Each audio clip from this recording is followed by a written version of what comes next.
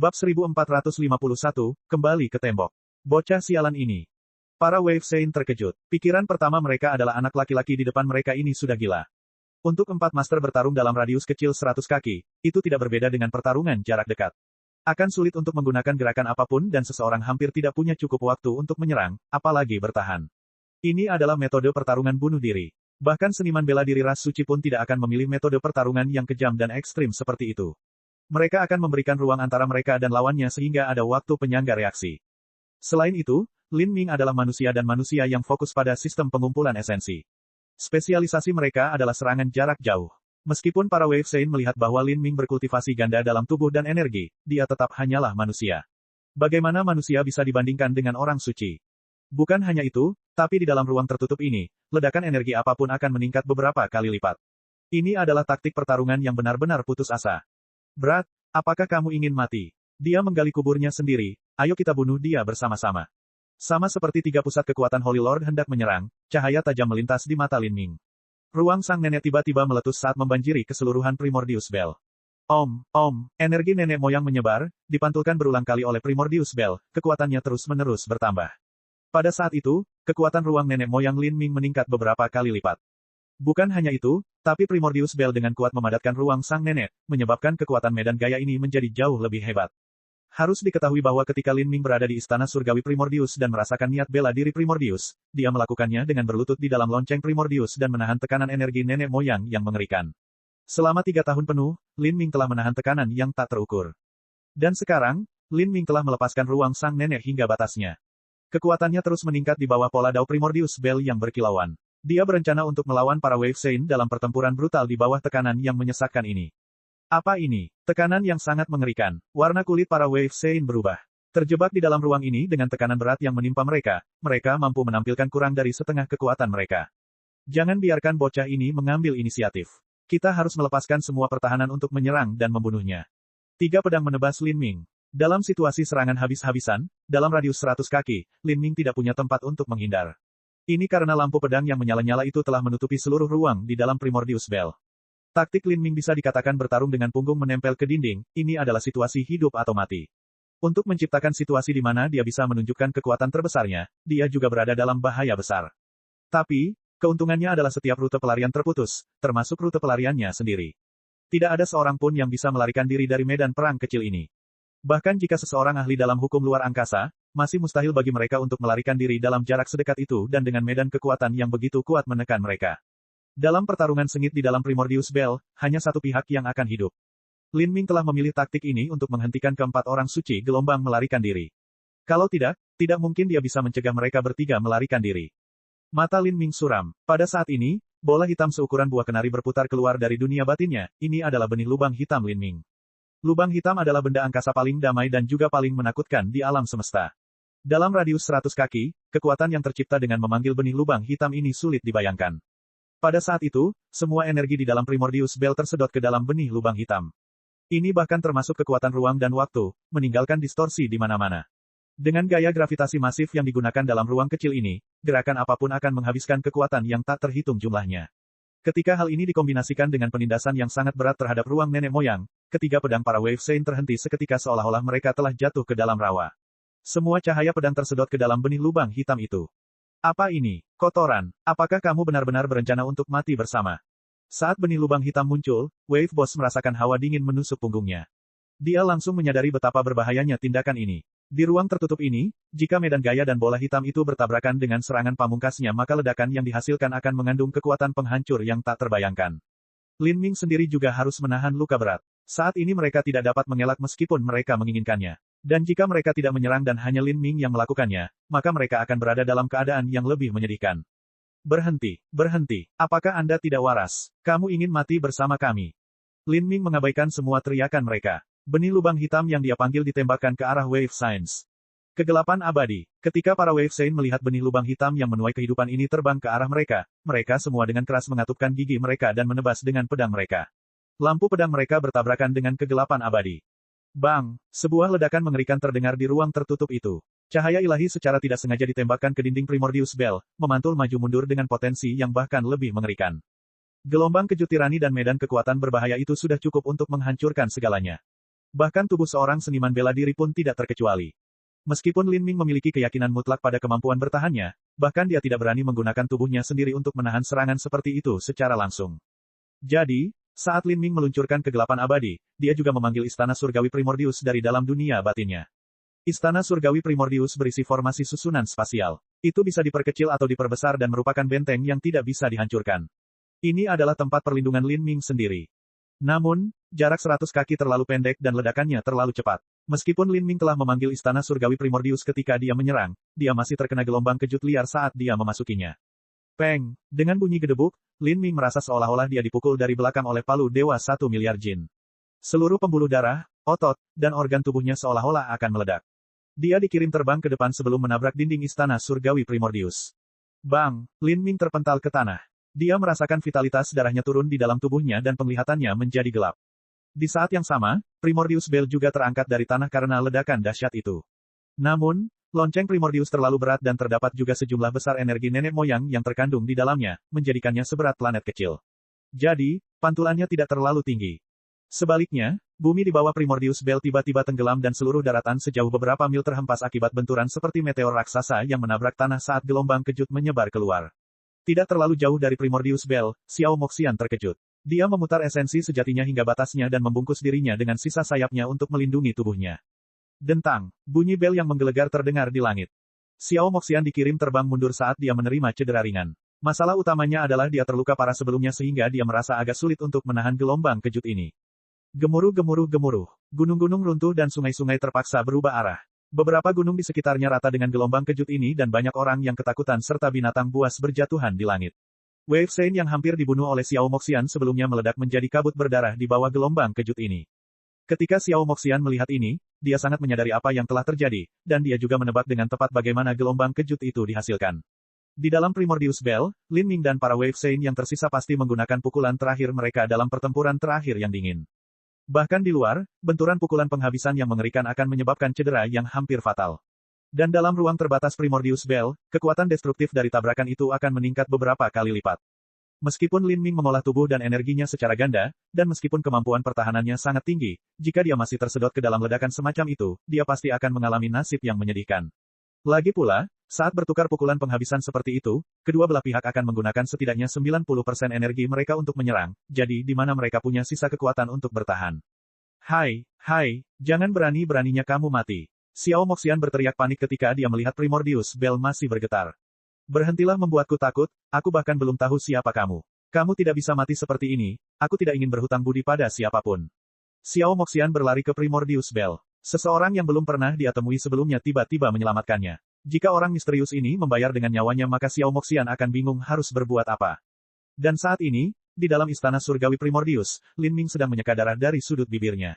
Dia berdiri dan menatap dirinya sendiri. Pakaian dan armor tempur di bawahnya telah benar-benar rusak. Tapi, ini hanyalah masalah kecil. Dia melambaikan tangannya, membentuk pakaian baru dengan energi. Dia menerima beberapa luka ringan di punggungnya yang tidak terlalu serius. Ini karena dia tidak dibuat untuk menahan dampak yang terlalu besar, dan juga karena rune Dewa Hitam puncaknya, perlindungan Tuhan, telah memberinya peningkatan yang cukup besar pada kemampuan bertahannya. Serangan yang menakutkan. Lin Ming terbang keluar dari Istana Surgawi Primordius. Dia mengulurkan tangannya dan Istana Surgawi Primordius dengan cepat berputar saat menyusut sebelum terbang kembali ke dunia batinnya. Dan di sekitar Lin Ming, tidak ada apapun selain potongan daging dan darah di mana-mana. Wave Science tidak mungkin lebih mematikan dari ini. Efek ledakan benih lubang hitam di ruang kecil dan tertutup telah melampaui imajinasi Lin Ming. Para Wave Saint sepertinya tidak pernah membayangkan bahwa hal ini mungkin terjadi. Wave Boss dan Third Wave Brother berasal dari ras suci, dan tubuh fana mereka cukup kuat sehingga mereka meninggalkan potongan tubuh mereka. Namun bagi Wave Second Brother, dia telah menjadi genangan air lengket. Di ranah transformasi ilahi tengah, Lin Ming telah melenyapkan 3 dewa suci. Keberhasilan pertempuran semacam ini bahkan akan menyebabkan putra keberuntungan Saint menjatuhkan dagunya karena terkejut. Tentu saja, Lin Ming mampu mencapai ini sebagian besar karena harta yang ditinggalkan Empyrean Primordius kepadanya. Jika mereka bertarung di luar Primordius Bell, meskipun Lin Ming mampu mengalahkan mereka setelah beberapa putaran pertempuran, tidak mungkin dia membunuh mereka. Aku bertanya-tanya kapan aku bisa membunuh 3 Holy Lord tanpa bergantung pada objek atau jebakan eksternal, dan hanya dengan kekuatanku saja. Hanya dengan begitu, itu akan dianggap cukup sengit. Saat Lin Ming berpikir sendiri, dia tiba-tiba mendengar seseorang mengetuk Primordius Bell. Hei kau, bocah berjubah hitam, apakah kamu masih hidup di sana? Jangan menakutiku seperti ini. Sial, bagaimana bel ini bisa begitu berat? Xiao Moxian menuangkan esensi sejatinya ke dalam Primordius Bell tetapi sulit untuk diangkat. Ini mengejutkannya. Meskipun dia terluka, dia masih bisa menggunakan esensi sejatinya untuk mengangkat gunung besar, tapi sekarang dia bahkan tidak bisa mengangkat lonceng kuno setinggi 100 kaki ini. Ah, ini sangat berat. Xiao Moxian akhirnya mengangkat sisi Primordius Bell. Ketika Lin Ming melihat ini dia bahkan lebih terkejut. Primordius Bell mengandung banyak energi nenek moyang di dalamnya. Bahkan baginya, dia perlu mengeluarkan banyak tenaga dan usaha jika dia ingin mengangkat Primordius Bell tanpa menggunakan hukum Grand Mist. Bagi Xiao Moxian yang menggunakan kekerasan untuk mencapai hal ini membuktikan betapa kuatnya dia. Lin Ming mengulurkan jari dan menuangkan hukum Grand Mist-nya ke dalam bel. Sesaat kemudian, Primordius Bell melayang ke atas. Bab 1452, Tim. Di luar lonceng Primordius, Xiao Moxian merasakan lonceng kuno yang sedang ia perjuangkan untuk diangkat tiba-tiba menjadi ringan dan melayang ke atas, membuatnya terkejut. Apakah memang ada seseorang yang hidup di dalam? Dalam situasi seperti ini, Xiao Moxian tidak berpikir bahwa pemuda yang menyelamatkannya akan mampu bertahan. Bahkan jika dia beruntung bisa selamat dari ledakan itu, seluruh tubuhnya akan berlumuran darah dan dia hampir mati. Meskipun dia mengatakan itu, Xiao Moxian tidak berpikir bahwa seseorang yang belum pernah dia temui sebelumnya akan mengorbankan nyawanya untuk menyelamatkannya secara acak. Jika dia berani memasuki bel ini maka dia harus memiliki metode untuk hidup. Memikirkan hal ini, Xiao Moxian dengan cepat mengeluarkan pil penyelamat hidup dari cincin spasialnya untuk bersiap menyelamatkannya.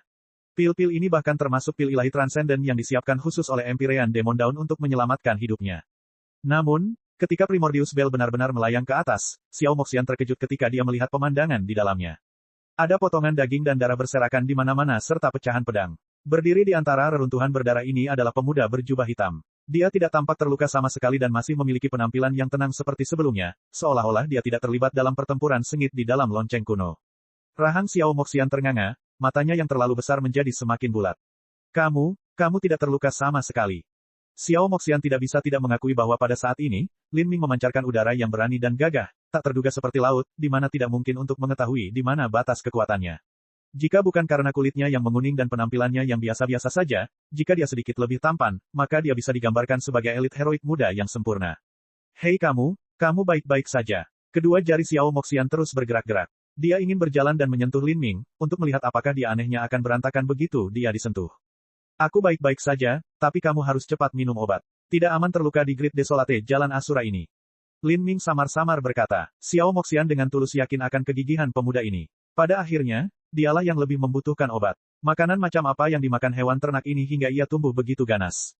Xiao Moxian membuka kancing transformasi tubuh Phoenix True Form miliknya. Dengan setengah sayap patah, meskipun dia memiliki tubuh dewa binatang yang menentang surga, dia masih harus meluangkan waktu untuk menyembuhkan dirinya sendiri.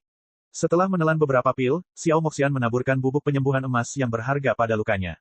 Saat dia melakukan ini dia sesekali melirik Lin Ming, matanya dipenuhi rasa ingin tahu.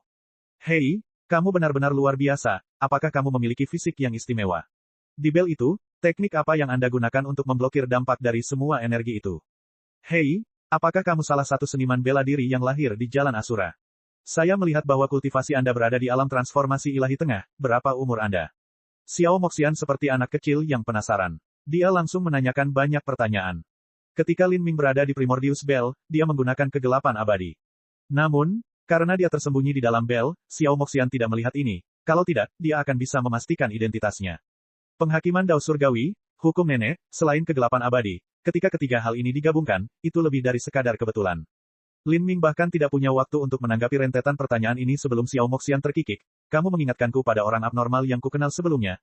Ya, maksudku dia begitu kuat sehingga tidak normal. Lin Ming tidak akan terkejut sama sekali jika Xiao Moxian mengenali siapa dia. Meski dia bisa mengubah penampilan dan aura jiwanya, dia tidak bisa mengubah tekniknya. Kemudian, tas kecil yang tergantung di pinggang Xiao Moxian tiba-tiba bergoyang, seolah ada sesuatu yang kesulitan untuk keluar. Xiao Moxian sepertinya mengingat sesuatu. Dia terkeker lalu membuka tasnya. Tas ini hanya seukuran kepalan tangan tetapi setelah dibuka, sebuah bola berbulu kecil keluar. Lin Ming tercengang. Saat dia memusatkan perhatian pada bola ini, dia melihat bahwa itu adalah seekor anjing kecil berwarna kuning. Seluruh tubuhnya montok dan bulat dan terlihat sangat lucu. Ketika anjing kuning kecil ini muncul, ia mulai merengek ke arah Xiao Moxian beberapa kali, seperti lolongan bayi serigala. Kuning besar kamu nakal lagi. Aku sudah bilang kalau kamu masih terlalu muda jadi kamu belum bisa bertarung. Jadilah anak kecil yang baik dan tetaplah berada di dalam tas binatang, kata Xiao Moxian. Lin Ming bingung. Anak anjing kuning bulat ini adalah monster kontrak Xiao Moxian. Xiao Moxian berasal dari Demon Dawn Heavenly Palace dan merupakan putri surga yang bangga. Binatang kontrak macam apa yang dia miliki? Hanya dengan melihat kuning besar di depannya, sulit membayangkan garis keturunan seperti apa yang dimiliki anak anjing kecil bulat seperti ini. Itu benar Big Yellow, saudara ini telah menyelamatkan kita. Tentang itu, Xiao Moxian tiba-tiba menoleh ke Lin Ming. Kamu cukup galak. Kami berdua harus membentuk tim bersama. Jangan khawatir, saya juga sangat galak. Aku tidak akan menyeretmu ke bawah. Xiao Moxian berkata dengan tulus. Saat dia berbicara, dia tanpa sadar memperlihatkan ujung gigi taringnya, membuat orang berpikir bahwa dia sedang merencanakan sesuatu yang tidak baik. Membentuk tim. Lin Ming tercengang. Membentuk tim sebenarnya adalah ide yang bagus, tapi bagaimana cara membagi jarahan? Biasanya, seseorang akan mendapatkan satu atau mungkin dua rune. Mengumpulkan satu set rune lengkap tidaklah mudah untuk memulai, apalagi dua set lengkap. Saat ini, Soul White sudah menebak apa yang dipikirkan Lin Ming. Tuan, adalah hal biasa bagi seniman bela diri untuk membentuk tim di Jalan Asura. 4 orang suci gelombang juga sama. Saat Soul White berbicara, Lin Ming mengingat kembali petualangannya sejauh ini di Jalan Asura. Memang benar, dia jarang melihat seniman bela diri solo. Belum lagi Four Wave Science, tapi bahkan geng bandit keliling, triad hantu besi hitam, atau berbagai tim di Grid Desolate berada dalam situasi yang sama. Membentuk sebuah tim memiliki keuntungan yang jelas di Jalan Asura yang kacau balau. Entah itu kekuatan tempur atau kemampuan bertahan hidup, itu jauh lebih unggul daripada kekuatan satu orang. Jika kita membentuk tim dan mendapatkan rune dewa, bagaimana kita membaginya? Lin Ming bertanya. Lalu, Soul White menjawab dengan jawaban yang tidak terduga. Soul White berkata, ada solusi yang mudah. Biasanya, ketika seniman bela diri mengumpulkan rune dewa, itu bukan untuk melengkapi set tetapi menjualnya untuk mendapatkan sumber daya. Jika ya, maka Anda dapat membagi sumber daya secara merata. Untuk para jenius ekstrim seperti guru yang mengumpulkan set lengkap rune dewa untuk berpartisipasi dalam uji coba terakhir, maka itu juga bisa dilakukan oleh beberapa orang bersama-sama. Menyelesaikan satu set rune dewa saja sudah cukup karena dari sekian banyak rune dewa, ada satu yang disebut koneksi transmisi, yang dapat membentuk satu set lengkap. Ada 5 rune dewa dalam set ini dan memungkinkan seseorang, tidak peduli seberapa jauh mereka, untuk secara langsung mengirimkan dirinya ke sisi orang lain. Dengan cara ini, sebuah tim dapat melanjutkan ke uji coba terakhir bersama-sama. Apalagi di dalam Jalan Asura terdapat banyak misi yang jauh lebih mudah jika dilakukan secara tim. Jadi ada sesuatu seperti itu, kata Lin Ming, sedikit tercengang. Tampaknya rune dewa ini memiliki banyak kegunaan mistis dan menakjubkan yang belum dia pelajari. Selama pertarungannya dengan Four Wave Science, Lin Ming telah merasakan beberapa manfaat memiliki rune dewa. Tuan, jangan biarkan rune dari 4 orang suci gelombang itu sia-sia. Lin Ming mengangguk. Dia melangkah ke depan Primordius Bell dan menyimpannya dengan lambaian tangannya. Di bawah Primordius Bell, rune dewa yang samar-samar sudah berkilauan di atas reruntuhan mayat para Wave Science. Rune dewa ini sebagian besar berada pada level emas. Lin Ming melambaikan tangannya dan menerima semuanya. Four Wave Science memiliki 3 set rune emas lengkap dan setengah set rune jiwa biru. Tapi, rune jiwa biru ini adalah nilai terburuk dari semua rune jiwa biru. Semua rune ini diambil oleh Lin Ming. Rune yang diambil dari tubuh orang lain dapat digunakan untuk berpartisipasi dalam uji coba terakhir setelah selesai, tetapi rune tersebut tidak dapat digunakan untuk memberikan dirinya gelar Asura.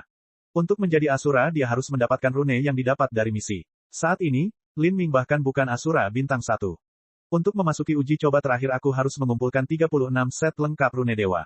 Apakah salah satu dari 3 set rune emas ini merupakan bagian dari 36 set yang diperlukan?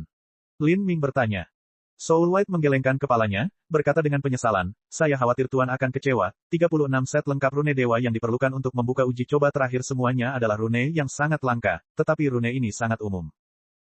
Menurutku itu juga tidak akan semudah itu. Saat Lin Ming berbicara, Xiao Moxian mengeluarkan beberapa makanan dari cincin spasialnya untuk memberi makan anak anjing kuning kecil itu.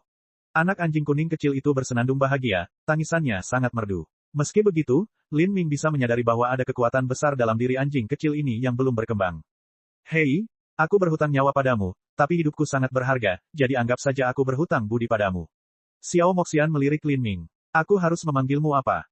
Lin Ming merenung sejenak. Saat dia mempertimbangkan apakah perlu menyembunyikan identitasnya dari Xiao Moxian, dia menjadi bersemangat. Dia berbalik dan melihat ke arah cakrawala yang jauh. Ada seorang seniman bela diri muda yang terbang ke arahnya dengan kecepatan sangat tinggi. Pemuda ini berasal dari ras monster. Jika dia berani terbang dengan berani di langit di atas Grid Desolate maka dia cukup tidak sabar sehingga risikonya sepadan atau dia punya modal untuk melakukannya. Bab 1453, Pangeran Monster lainnya. Melihat pemuda ini terbang dari langit yang jauh, Lin Ming mengesampingkan gagasan untuk mengungkapkan identitas aslinya. Menurut pendapat Lin Ming, sebenarnya tidak perlu mengungkapkan identitasnya kepada Xiao Moxian, dan terhadap seseorang yang tidak dikenal, dia tidak akan dengan santai mengungkapkan sesuatu yang penting seperti itu. Melihat ekspresi Xiao Moxian, sepertinya dia tahu siapa pemuda monster ini. Orang ini juga tampaknya berasal dari alam ilahi, apakah dia teman Xiao Moxian? Saat pemikiran ini terlintas di benak Lin Ming, kecurigaannya segera terkonfirmasi. Saudari junior magang, aku telah menemukanmu. Pemuda itu jatuh dengan cepat, menyebabkan gelombang debu dan asap membubung. Suster junior magang, apakah kamu aman? Pemuda yang terbang ke sini mengenakan pakaian biru, dan meskipun dia tidak terlalu tampan, dia memiliki temperamen yang luar biasa, dia benar-benar seorang jenius yang luar biasa. Saya baik-baik saja. Ekspresi Xiao Moxian suam-suam kuku saat dia berbicara dengan kakak magang seniornya. Hal ini menyebabkan Lin Ming menjadi sedikit bingung. Pemuda ini seharusnya tiba di Jalan Asura bersama Xiao Moxian, jadi kenapa dia selamat tapi Xiao Moxian malah dikepung? Apakah mereka terpaksa berpencar karena dikejar? Apakah biru tua baik-baik saja? Xiao Moxian bertanya. Si biru tua yang dia maksud adalah seorang pria ras monster tua yang bertanggung jawab bertindak sebagai wali Xiao Moxian dalam petualangan melalui Jalan Asura ini. Orang tua ras monster itu sendiri memiliki budidaya raja dunia yang hebat. Setelah insiden Xiao Moxian di Wave City, manusia ras monster tua itu bertarung melawan Wave City Lord dalam pertempuran brutal. Saat Xiao Moxian melarikan diri, mereka berdua masih bertarung. Pemuda monster itu berkata, si biru tua melukai para penguasa kota gelombang, tapi dia sendiri juga terluka. Meskipun penguasa kota gelombang itu lebih lemah dari biru tua, dia memiliki banyak rune dewa dan didukung oleh hukum Jalan Asura, sehingga dia mampu melukai biru tua juga. Meskipun si biru tua tidak mengalami luka yang mengancam jiwa, dia ditandai dengan tanda dewa pelacak oleh penguasa kota gelombang. Tanda semacam ini hanya dapat dihilangkan dengan rune dewa yang tidak mengikat, dan rune dewa semacam itu sangat langka sehingga akan sulit bagi biru tua untuk menemukannya selama beberapa waktu. Old Blue Aman dan Wave City Lord tidak akan mencarinya untuk bertarung, tetapi jika dia datang ke sini maka Anda juga akan ditemukan oleh Wave City Lord. Demi harta karun yang kamu peroleh, penguasa kota gelombang pasti akan mengambil risiko apapun untuk memimpin bawahannya kepadamu. Rune Dewa Jalan Asura memiliki hukum yang jauh melampaui kendali Empyrean manapun. Aturan yang mereka tetapkan sepenuhnya di luar pengaruh pembangkit tenaga listrik Raja Dunia yang agung. Sebelum si biru tua ini dapat menemukan rune dewa yang sesuai untuk melepaskan ikatan rune pelacak pada dirinya, penguasa kota gelombang akan dapat mengetahui di mana dia berada. Jika si biru tua kembali ke sisi Xiao Moxian, itu justru akan menempatkannya dalam bahaya yang lebih besar. Oh, jadi seperti itu. Ketika Xiao Moxian mendengar bahwa si biru tua tidak akan ada lagi untuk melindunginya, bukan saja dia tidak khawatir, tetapi dia menjadi lebih bersemangat. Sedikit kegembiraan muncul di matanya. Dan, menurut perkataan Old Blue, karena alasan keamanan, dia ingin kita kembali dulu. Kami hanya berada di tepi Jalan Asura jadi kembali ke alam ilahi seharusnya tidak sulit sama sekali. Setelah kami pulih, kami dapat kembali ke sini dan melanjutkan petualangan. Cara ini akan lebih aman dan kita juga akan lebih siap di lain waktu. Kakak magang junior, bagaimana menurutmu? Xiao Moxian adalah anak berharga dari ras monster dan garis keturunan Demon Dawn. Ketika Old Blue datang ke Jalan Asura, dia rela mengorbankan nyawanya untuk melindungi Xiao Moxian. Tapi sekarang dia terluka dan ada tanda pelacakan yang dipasang padanya, tidak mungkin dia bisa terus melindunginya. Dia takut Xiao Moxian akan mengalami kecelakaan, jadi hanya ini yang bisa dia lakukan. Saya tidak ingin kembali. Xiao Moxian tersenyum jahat. Itu sempurna, aku ingin berpetualang sendiri melalui Jalan Asura. Apa gunanya berpetualang jika saya akan diawasi setiap saat? Apa menurutmu aku datang ke sini untuk berlibur? Agar seorang jenius bisa tumbuh, mereka harus mengalami tekanan pertarungan hidup atau mati yang sebenarnya. Terlebih lagi, Xiao Moxian secara alami memiliki darah petualang dan liar yang mengalir di nadinya. Jika dia tidak mengambil risiko, dia tidak akan merasa nyaman. Sekarang dia tahu dia bisa melewati Jalan Asura sendirian, dia secara alami jauh lebih bersemangat. Suster junior magang, tolong jangan berbicara sembarangan. Meskipun seorang jenius benar-benar membutuhkan tekanan untuk berkembang, Anda berbeda dari para jenius pada umumnya. Tubuh Anda memiliki setengah dari garis keturunan Dewa Binatang dan Anda adalah keturunan Dewa Binatang sejati. Bahkan jika Anda hanya makan dan tidur setiap hari tanpa melakukan apapun, cepat atau lambat Anda akan mencapai ranah Empyrean. Kamu tidak perlu mengambil risiko besar untuk ikut berpetualang. Selama Anda menjalani kehidupan dan petualangan yang tenang dan rajin di bawah perlindungan orang yang lebih tua, Anda masih bisa dengan mudah menjadi seorang Empyrean yang ekstrim. Pemuda monster itu sangat khawatir ketika dia melihat betapa bersemangatnya Xiao Moxian melakukan perjalanan melalui Jalan Asura sendirian. Dia segera memperingatkannya. Namun, Xiao Moxian secara alami benci mengikuti aturan orang lain, jadi mengapa dia mendengarkan nasihatnya? Siapa yang peduli dengan Empyrean yang ekstrim? Saya sudah mengatakan bahwa saya akan menjadi dewa sejati di masa depan, dan itu hanya jumlah minimumnya. Anda bisa bergegas dan kembali sendiri, jangan ganggu aku lagi. Xiao Moxian dengan acuh melambaikan tangannya, mengisyaratkan agar pemuda monster itu segera pergi. Pemuda monster itu terdiam, menjadi keilahian sejati, dan itu juga merupakan, minimal yang paling sederhana. Adik perempuannya yang magang ini memiliki ambisi yang terlalu tinggi. Dia dengan sedih tersenyum dan kemudian dengan malu-malu berkata, kakak magang junior, kamu terlalu nakal. Jika sesuatu terjadi padamu, bagaimana aku bisa menjelaskannya pada kakek? Lalu lagi. Hai, berhentilah mengomel, kamu seperti wanita tua. Apakah Anda masih memiliki sesuatu yang ingin Anda katakan? Jika tidak maka kita akan pergi dulu. Xiao Moxian mematahkan argumen pemuda monster itu. Dia mengangkat dagunya ke arah Lin Ming, mengisyaratkan mereka untuk pergi.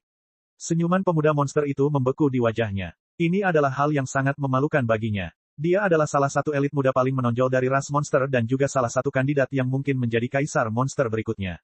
Kalau tidak, bagaimana dia bisa memasuki jalan Asura bersama Xiao Moxian untuk berpetualang bersama? Tapi sekarang, dia dicap sebagai wanita tua yang suka mengomel oleh Xiao Moxian. Bagaimana dia bisa merasa nyaman dengan hal ini? Saudari junior magang, sejak zaman kuno kebenaran tidak pernah mudah untuk didengar.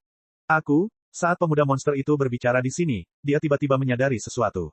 Dia menoleh ke Lin Ming dan berkata, tunggu, siapa kamu? Pemuda monster itu secara alami memperhatikan Lin Ming, yang tidak berdiri terlalu jauh dari Xiao Moxian. Tapi setelah dia melirik penampilannya yang sederhana dan umum serta budidaya alam transformasi ilahi, dia tidak memperhatikannya lebih jauh. Tapi sekarang, Xiao Moxian ingin melewati jalan Asura dan juga membawa pemuda berpenampilan lusuh ini bersamanya. Dan yang paling penting dari semuanya, dia adalah manusia. Sebagai seseorang yang lahir dari ras monster, dia dibesarkan dengan kesan negatif terhadap manusia. Dia sama sekali tidak ingin Xiao Moxian melakukan terlalu banyak kontak dengan manusia. Selain itu, dia juga tahu bahwa adik perempuannya yang magang junior ini memiliki pikiran yang sangat angkuh dan biasanya tidak menyukai siapapun. Sekarang, dia bahkan tidak ingin dia menemaninya saat dia melakukan perjalanan melalui jalan Asura, jadi mengapa dia membawa anak laki-laki ini bersamanya? Keistimewaan apa yang dimiliki pemuda ini? Dia telah bersama dengan Xiao Moxian hampir sepanjang waktu, jadi dari mana datangnya bocah tak dikenal ini dan mengapa mereka berdua tampak berhubungan baik satu sama lain? Lin Ming awalnya tidak punya rencana untuk repot menanggapi pemuda monster ini, tapi kemudian dia juga melihat Xiao Moxian penasaran menatapnya. Jelas sekali bahwa dia perlu menjawab pertanyaan ini cepat atau lambat, jadi dia hanya berkata, nama saya Lin Lanjian. Lin Lanjian adalah nama yang digunakan Lin Ming sebelumnya ketika dia memasuki 4 kerajaan ilahi dan dikejar oleh kerajaan ilahi Asura. Lin Lanjian, jadi nama keluargamu juga Lin. Kamu mempunyai nama belakang yang sama dengan orang abnormal yang kukenal itu. Xiao Moxian mau tidak mau membentuk asosiasi ini. Kakak magang seniornya mengerutkan kening, dengan marah berkata, kakak magang junior, kamu berencana melakukan perjalanan melalui jalan Asura dan kamu ingin pergi bersama pemuda ini juga. Mengapa kamu begitu peduli dengan apa yang ingin aku lakukan? Tentu saja saya harus peduli. Orang ini berasal dari asal-usul yang tidak diketahui dan tidak ada yang kita ketahui tentang dia. Yang kami tahu hanyalah bahwa dia adalah manusia, dan Anda harus tahu bahwa manusia adalah pembohong yang rakus dan licik.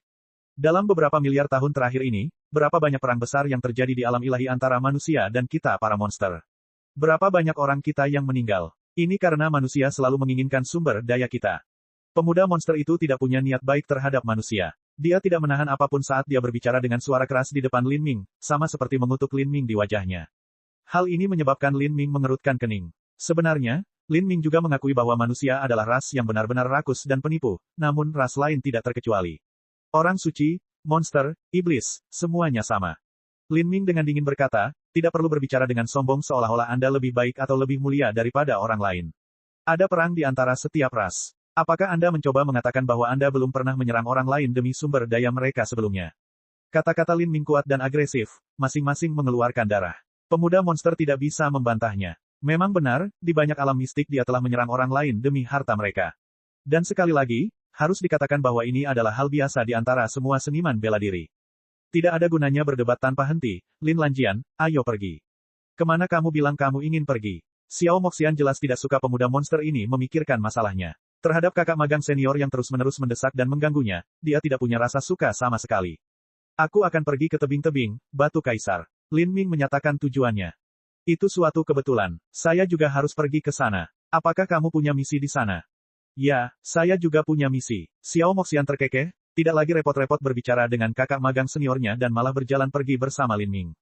Kakak magang senior yang tertinggal memiliki ekspresi yang sangat jelek. Dia telah terbang sejauh ini untuk sampai ke sini dan menemukan Xiao Moxian setelah mengalami kesulitan besar, tetapi dia membanting pintu di depan wajahnya.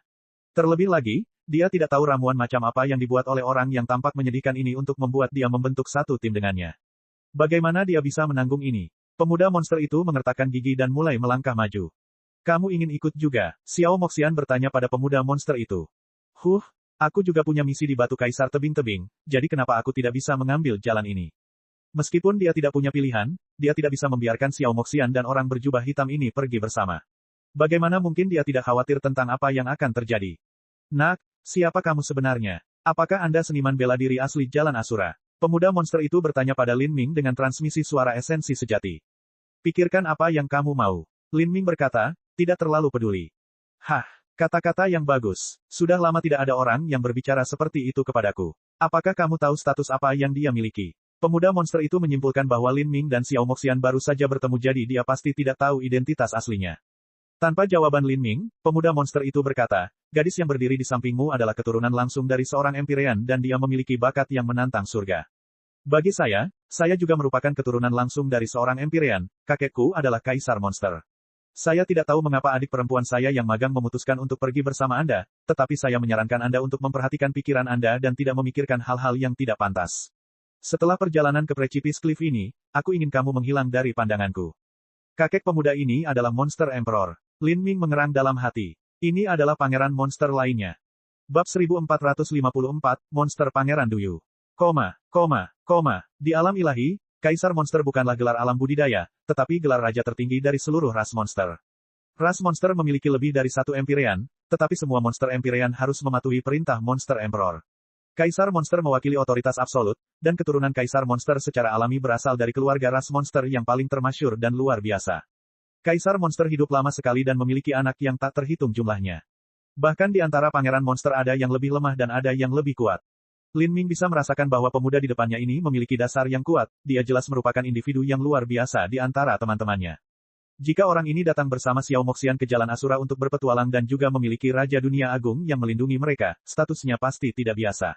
Dia mungkin yang paling luar biasa dari pangeran monster saat ini, dan dia bahkan mungkin memiliki kesempatan untuk mewarisi tahta Kaisar Monster di masa depan.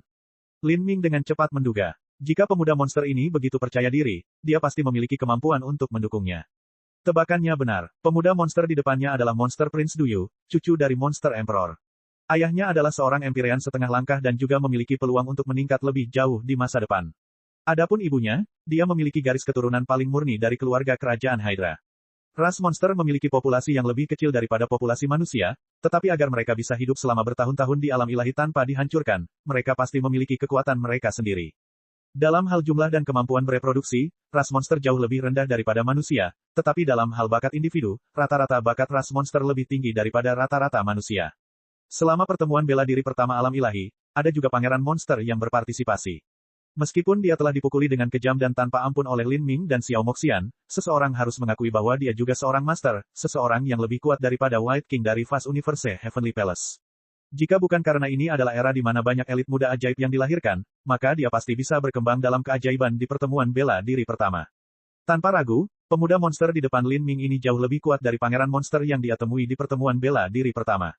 Meskipun dia lebih buruk dari Dragon Fang, Hang Qi, dan yang lainnya, dia cukup berbakat untuk memandang rendah sebagian besar jenius di alam ilahi dengan jijik. Dari keturunan Empyrean, dia termasuk yang terbaik. Namun, hanya saja pandangan dunia Lin Ming saat ini terlalu tinggi. Dia telah melihat terlalu banyak orang terpilih dan secara pribadi mengalami teror yang merupakan putra keberuntungan Sein. Baginya saat ini, keturunan Empyrean apapun adalah hal biasa.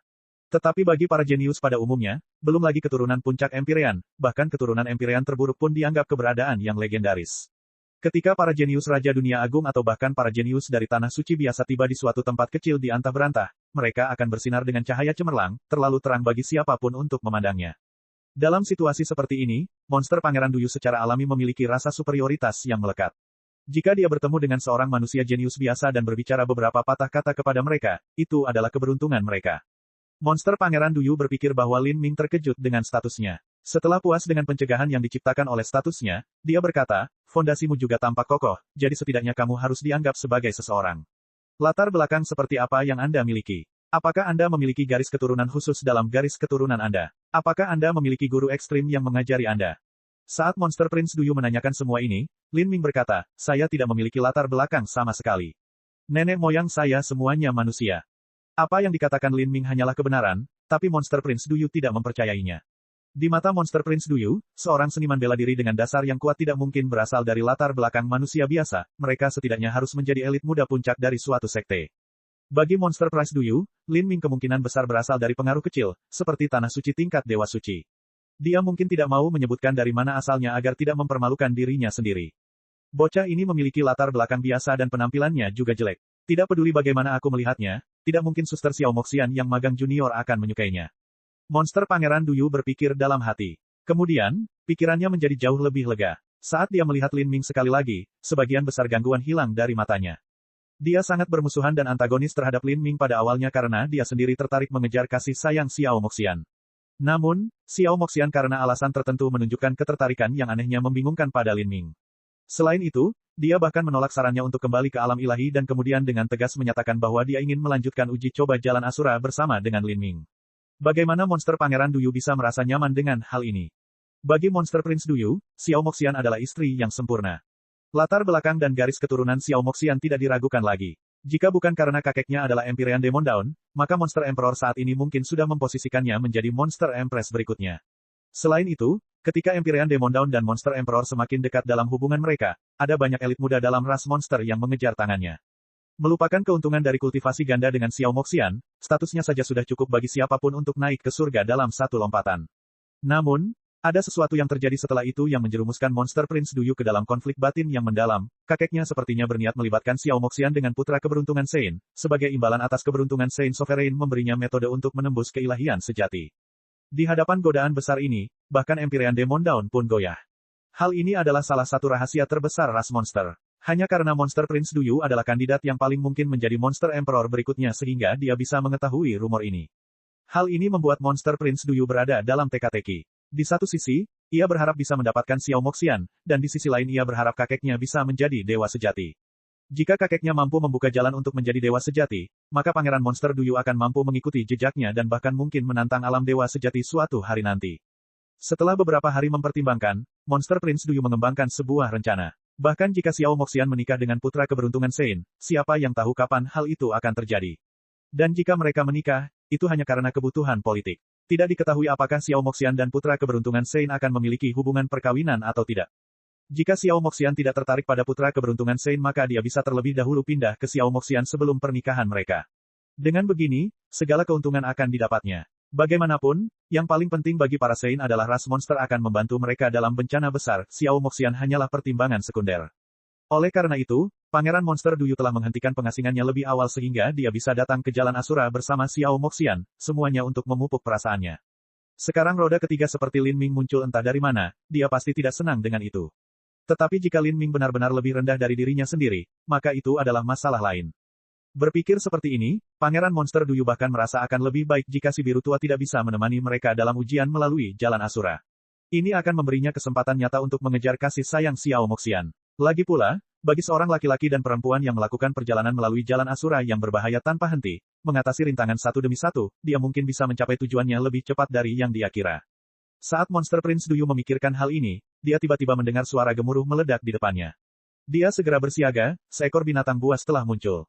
Di Grid Desolate ada binatang buas di mana-mana. Bertemu dengan binatang buas tentu saja merupakan saat baginya untuk pamer. Namun, dia tidak terburu-buru mengambil tindakan karena ada juga Lin Lanjian di dekatnya. Dia berencana membiarkan Lin Lanjian bertarung terlebih dahulu. Jika manusia laki-laki ini lemah maka dia mungkin akan dimakan oleh binatang buas ini. Saat Monster Prince Duyu memikirkan hal ini, terdengar suara gemuruh keras lainnya saat badak sepanjang 100 kaki muncul di depan mereka bertiga. Badak ini memiliki kekuatan yang mengerikan. Saat ia melaju ke depan, bumi berguncang setelahnya. Meskipun terlihat seperti badak, jika dilihat dari taringnya yang kejam dan tajam, tidak ada yang menyangka bahwa ia adalah herbivora pemakan rumput. Tidak buruk, mata monster Pangeran Duyu berbinar. Badak ini jelas kuat, bahkan jika itu tidak bisa membunuh Lin Lanjian, selama Lin Lanjian berakhir dalam kondisi yang menyedihkan maka dia bisa membereskan kekacauan itu setelahnya. Monster Pangeran Duyu tersenyum sambil menatap Lin Ming. Saudara Lin, apakah kamu berencana melawan yang ini? Bagaimana Lin Ming bisa tahu bahwa selama periode waktu singkat ini, Monster Prince Duyu akan memiliki begitu banyak perhitungan psikologis yang berwarna-warni. Meskipun dia merasa Monster Pangeran Duyu memusuhi dia tidak terlalu peduli sama sekali. Tidak masalah baginya untuk menyingkirkan binatang buas ini. Saat Lin Ming hendak menyerang, Xiao Moxian dengan bersemangat mengeluarkan cambuknya. Dia mengencangkan cambuknya, membuatnya bergerak sebagai respons. Sapi yang besar sekali, si kuning besarku akhirnya punya sesuatu untuk dimakan. Xiao Moxian terkekeh. Tanpa menunggu Monster Prince Duyu dan Lin Ming bergerak, dia segera mengambil inisiatif. Badak itu meraung dan melemparkan dirinya ke arah Xiao Moxian. Di matanya, ketiga orang ini semuanya adalah makanan. Ia meneteskan air liur ke rahangnya saat taringnya berkilau. Siu, sebuah cambuk datang menebas, diikuti dengan nyala api yang berjatuhan. Sosok Xiao Moxian menggambar lengkungan halus di langit. Sesaat kemudian, cambuk itu melilit kaki badak seolah-olah ia mempunyai pikirannya sendiri. Cambuk ini sangat kuat, keras hingga badak raksasa tidak dapat melepaskan diri. Ia segera jatuh di tempatnya. Bang! Bumi berguncang. Xiao Moxian terbalik di udara, jatuh lurus ke bawah seperti meteor. Pedang dingin muncul di tangannya, ditusukkan ke bawah. Pedang panjang itu menembus kulit dewa badak yang seperti besi seolah-olah itu adalah tahu. Itu menembus tenggorokan binatang itu dan kemudian sejumlah besar api meletus dari pedang, langsung membakar tenggorokan badak menjadi abu. Badak raksasa itu berjuang keras untuk sesaat sebelum terjatuh, tak bergerak. Itu adalah pembunuhan satu serangan. Meskipun Lin Ming sudah mengharapkan hasil ini, dia tidak bisa tidak mengagumi keterampilan tempurnya. Tindakannya rapi dan metodis, tanpa penundaan sama sekali. Luka parah yang disebabkan oleh Four Wave Science padanya sebagian besar telah sembuh, dan sepertinya tidak mempengaruhi kekuatan tempurnya lagi. Meskipun dia telah meminum obat, alasan terbesarnya adalah kemampuan regeneratifnya sendiri. Fisik dewa binatang benar-benar terlalu abnormal. Saat Lin Ming memikirkan ini, Xiao Moxian membuka tas binatangnya yang menggeliat. Dia berkata, kuning besar, waktunya makan. Anak anjing kecil bernama Big Yellow segera keluar dari tas binatang itu. Ia memantul sebentar, matanya bersinar saat melihat badak. Kemudian, ia bergegas menuju ke sana. Lin Ming memiliki ekspresi lucu di wajahnya. Anjing kecil ini sangat kecil, berapa banyak yang bisa dimakannya. Namun, di saat berikutnya, sesuatu yang luar biasa terjadi. Badak sepanjang 100 kaki itu sebenarnya mulai menyusut. Kemudian ditelan oleh anjing kecil yang ukurannya puluhan ribu kali lebih kecil. Adegan ini menyebabkan Lin Ming tercengang. Dia bisa merasakan anjing kecil ini mengandung kekuatan ruang di dalam tubuhnya. Meski anjing ini kecil, pasti ada dunia lain di dalam tubuhnya jika mampu menelan badak raksasa itu. Setelah memakan badak raksasa, Big Yellow bersendawa keras dan berguling-guling dengan perut kecilnya karena puas. Kemudian, ia berjalan kembali ke dalam tas binatang untuk tidur. Taoti kecil yang rakus, menelan badak setinggi 100 kaki sungguh kekanak-kanakan. Setelah Big Yellow memakan badak raksasa, Monster Prince Duyu mulai berkomentar dengan santai. Sebenarnya, dia memiliki rasa superioritas yang kuat dalam pikirannya. Lalu, dia melihat ekspresi Lin Ming. Seorang Taoti adalah tipe dewa binatang. Meskipun ia bukan salah satu dewa binatang terkuat, ia tetaplah binatang dewa sejati. Di dunia ini, berapa banyak elit muda yang bisa memiliki binatang dewa sebagai binatang kontrak. Bagi seniman bela diri berlatar belakang kecil, ini adalah sesuatu yang bahkan tidak dapat mereka impikan. Bab 1455, Kelemahan. Taoti. Saat Lin Ming mendengar nama ini dia terkejut. Taoti yang legendaris dikatakan memiliki kemampuan menelan yang melampaui Raja Wali bersayap emas. Dalam hal kemampuan tempur mereka sedikit lebih buruk daripada 4 divisi utama Dewa Binatang, tapi tidak peduli apa, mereka tetaplah Dewa Binatang asli. Seorang Taoti dengan garis keturunan bangsawan dikatakan mampu menelan dimensi yang besar. Makhluk semacam ini membentuk langit dan bumi mereka sendiri di dalam tubuh mereka, memberi mereka kekuatan yang tak terduga. Xiao Moxian benar-benar putri surga yang paling bangga dari dua pengaruh besar.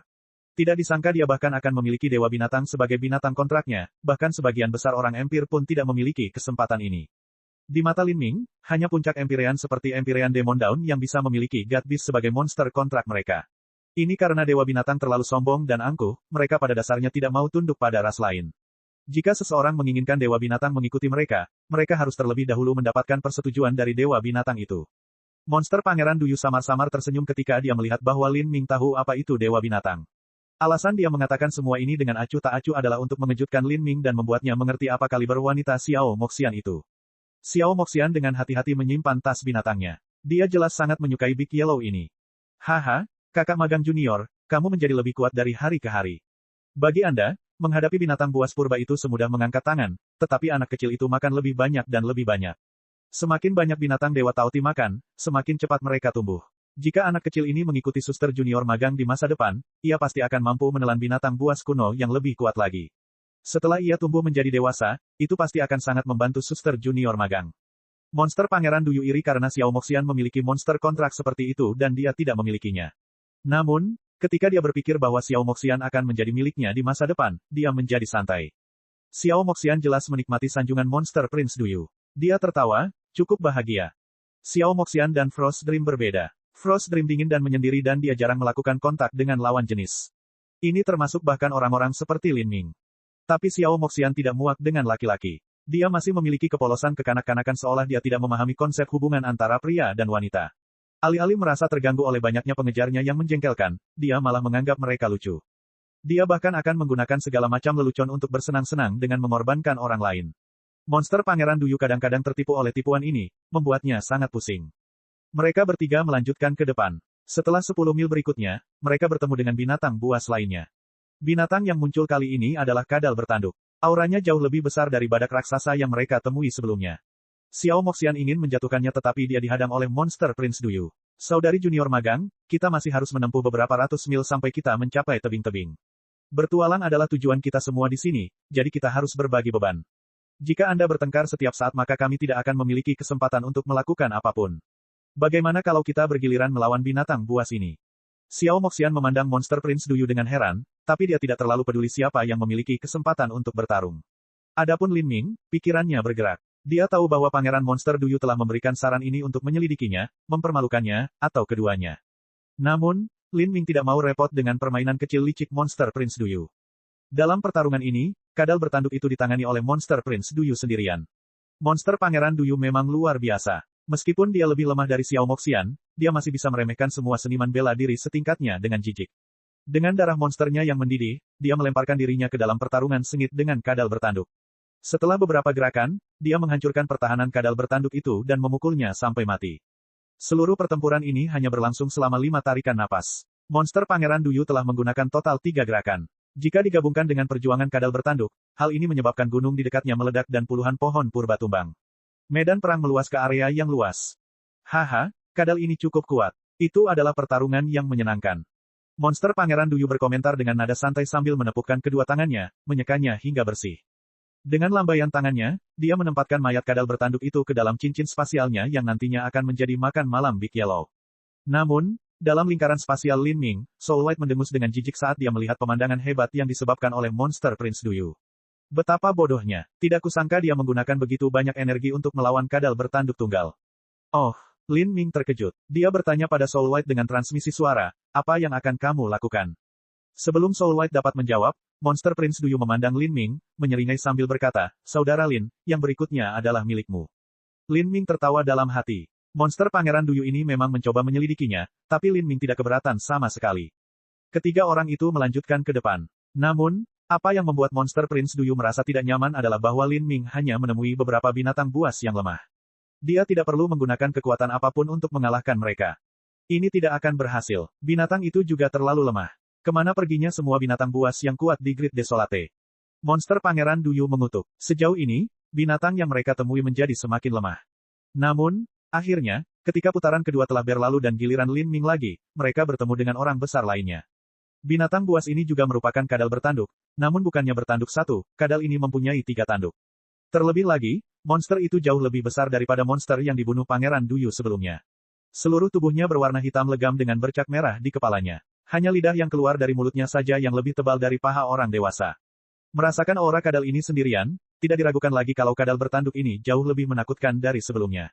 Haha, kadal ini lumayan. Saudara Lin, sekarang giliran Anda yang menghadapinya. Seharusnya tidak sulit bagimu, kan? Monster Pangeran Duyu memandang Lin Ming dengan cahaya mengejek di matanya. Sudut bibirnya terangkat mengejek saat dia menunggu untuk melihat Lin Ming dikalahkan. Lin Ming samar-samar tersenyum dan melangkah maju. Lin Lanjian, kamu harus membunuhnya dalam waktu 3 tarikan napas atau itu akan sangat menyedihkan. Xiao Moxian dengan ceria bersorak dari belakang. Dia sangat menyadari betapa kuatnya Lin Ming. Namun, sorakan semacam ini menyebabkan monster Prince Duyu mengerutkan kening. Sebelumnya, ketika dia berurusan dengan kadal bertanduk tunggal, dia menghabiskan 5 napas waktu untuk melakukannya. Tapi, kadal bertanduk 3 ini jelas jauh lebih kuat namun dia mengatakan bahwa Lin Lanjian seharusnya bisa membunuhnya dalam 3 tarikan napas. Bagaimana mungkin dia bisa mempercayai hal ini? Lin Ming melirik ke arah Xiao Moxian dan tersenyum. Lalu, dia berjalan menuju kadal bertanduk itu. Dia mengirimkan transmisi suara ke Soul White, Soul White, kamu bilang sebelumnya bahwa tidak perlu banyak energi untuk menghadapi kadal ini. Tentu saja, kadal bertanduk jenis ini mempunyai kelemahan pada bagian perutnya. Biasanya ia berbaring di tanah untuk menutupi kelemahannya, tapi begitu ia menyerang mangsanya, kelemahan ini akan terlihat. Dipahami, Lin Ming tidak membutuhkan Soul White untuk menunjukkan dengan tepat di mana kelemahan ini. Saat dia menghilangkan akal sehatnya, dia segera menemukan tempat yang tidak biasa di perut binatang itu. Itu ada di sana. Mengaum, kadal bertanduk itu meraung dan melemparkan dirinya ke arah Lin Ming. Lin Ming bahkan tidak mengeluarkan Phoenix Blood Spear. Sosoknya menghilang saat dia memutar hukum luar angkasa. Sesaat kemudian dia melangkah cepat ke bawah perut kadal bertanduk itu. Dia membanting telapak tangannya, dan dengan suara retakan ringan, kadal itu bergetar seolah-olah tersambar petir. Tubuhnya terjatuh, menabrak tumpukan batu besar saat jatuh ke bawah. Anggota tubuhnya terus bergerak-gerak. Segera, ia mati. Apa? Mata monster Pangeran Duyu terbuka. Bahkan mata hitam besar Xiao Moxian melebar. Dia mengerjap tak percaya seolah dia tidak percaya apa yang telah terjadi. Sebelumnya, dia bersorak agar Lin Ming mengakhiri pertempuran dalam 3 napas waktu karena dia memiliki pemahaman tertentu tentang kekuatannya. Jika Lin Ming benar-benar menyelesaikan pertempuran dalam 3 napas waktu maka dia tidak akan terkejut sama sekali. Tapi sekarang, Lin Ming tidak menggunakan kekuatan sama sekali. Dia hanya melangkah cepat, menyodorkan telapak tangannya, dan dengan mudah mengakhiri pertarungan.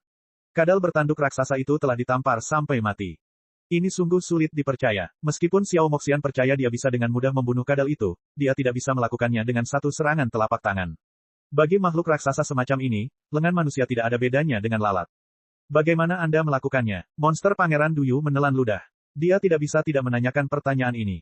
Lin Ming hanya berkata, kadal ini memiliki kelemahan. Ia memiliki area di perutnya tempat inti monster-monsternya berada. Jika kamu mendorong area ini dan membanjirinya dengan esensi sejati maka kamu dapat menghancurkan inti binatang itu dan langsung membunuhnya. Ini, rahang monster Pangeran Duyu terjatuh ke bawah karena kehilangan kata-kata. Saat dia membunuh kadal bertanduk satu itu, dia membutuhkan banyak usaha untuk melakukannya, tapi sekarang dia tiba-tiba diberitahu bahwa binatang itu memiliki kelemahan. Ini membuatnya merasa seperti sedang dipermainkan. Dia dengan terengah-engah berkata, jika kamu mengetahuinya lebih awal, mengapa kamu tidak mengatakan apa-apa? Lin Ming mengangkat bahu, kamu tidak pernah bilang kamu tidak tahu, jadi bagaimana aku tahu apa yang kamu tahu? Kamu juga tidak pernah bertanya padaku. Kata-kata ini terasa seperti tersangkut di tenggorokan monster Prince Duyu. Bocah sialan ini, monster Pangeran Duyu awalnya ingin menguji kekuatan Lin Ming, tapi dia tidak pernah membayangkan bahwa dia akan menggunakan jalan pintas untuk menjatuhkan kadal bertanduk 3. Dia sama sekali tidak menggunakan kekuatan apapun. Jadi, kamu adalah seniman bela diri asli Jalan Asura. Monster Prince Duyu berasumsi bahwa Lin Ming adalah seorang seniman bela diri yang lahir di Jalan Asura. Jika demikian, maka tidak aneh baginya untuk memahami kelemahan spesifik dari kadal tersebut. Lin Ming tidak berkomentar lebih lanjut. Karena dia berencana menyembunyikan statusnya, dia akan membiarkan pemuda monster ini mengambil apapun yang dia inginkan. Bocah ini, aku tidak pernah mengira dia akan mempunyai trik seperti itu. Monster Pangeran Duyu berpikir dalam hati. Dan saat ini, mereka sudah sampai di tebing-tebing. Bab 1456, ini dia. Tebing-tebing. Seperti namanya, itu adalah sebuah jurang di tepi Great Desolate. Tebing ini tingginya 36 mil dan sehalus cermin, tanpa lengkungan sama sekali. Satu-satunya kekasaran di jurang ini adalah bekas yang ditinggalkan oleh pembangkit tenaga listrik lainnya. Jika seseorang ingin meninggalkan jejaknya di tebing-tebing, hal itu membutuhkan lebih dari sekedar budidaya saja. Mereka harus menjadi seorang jenius yang luar biasa di antara semua jenius. Saat ini tengah malam, bulan perak menggantung tinggi di langit, memantulkan kilau kristal pada dinding halus tebing-tebing, seolah-olah seluruh daratan diselimuti cairan merkuri. Itu adalah pemandangan yang indah. Ini adalah perhentian penting di Great Desolate karena Precipice Cliff sendiri adalah zona aman yang indah. Itu memancarkan tekanan samar dan aura seorang kaisar agung, sehingga tidak ada binatang buas yang berani mendekat. Oleh karena itu, banyak seniman bela diri yang datang ke tebing-tebing untuk beristirahat dan menyesuaikan kondisinya. Ini adalah salah satu dari sedikit zona aman di seluruh Great Desolate. Haha, akhirnya kita sampai di Precipice Cliff. Monster Pangeran Duyu tersenyum. Tebing jurang ini adalah harta ilahi dari kesunyian besar, konon itu ada hubungannya dengan Asura Roadmaster. Jika seseorang dapat meninggalkan jejaknya di tebing-tebing maka mereka dapat memperoleh takdir seorang kaisar, itu akan sangat bermanfaat bagi pertumbuhan Anda di masa depan. Saudari junior magang, karena kita di sini, kita harus meninggalkan jejak kita di tebing-tebing sehingga dapat direkam untuk semua anak cucu. Saat Monster Prince Duyu berbicara, dia mempersiapkan dirinya untuk terbang ke atas Precipice Cliff. Namun, dia dihentikan oleh Lin Ming. Tunggu, apa yang sedang kamu lakukan? Monster Pangeran Duyu mengerutkan kening, melihat ke arah Lin Ming. Menurutku akan lebih baik jika kamu mengubah penampilanmu. Meskipun kamu bilang tidak ada yang tahu di mana kamu berada, ini adalah tebing-tebing, salah satu area percobaan umum bagi para elit muda baru di Jalan Asura. Tidakkah menurutmu mungkin ada penyergapan di sini? Dengan begitu banyak orang di sekitar, Anda mungkin diperhatikan oleh beberapa individu yang lebih ambisius. Xiao Moxian tidak memberitahu Lin Ming mengapa dia dikejar oleh orang lain.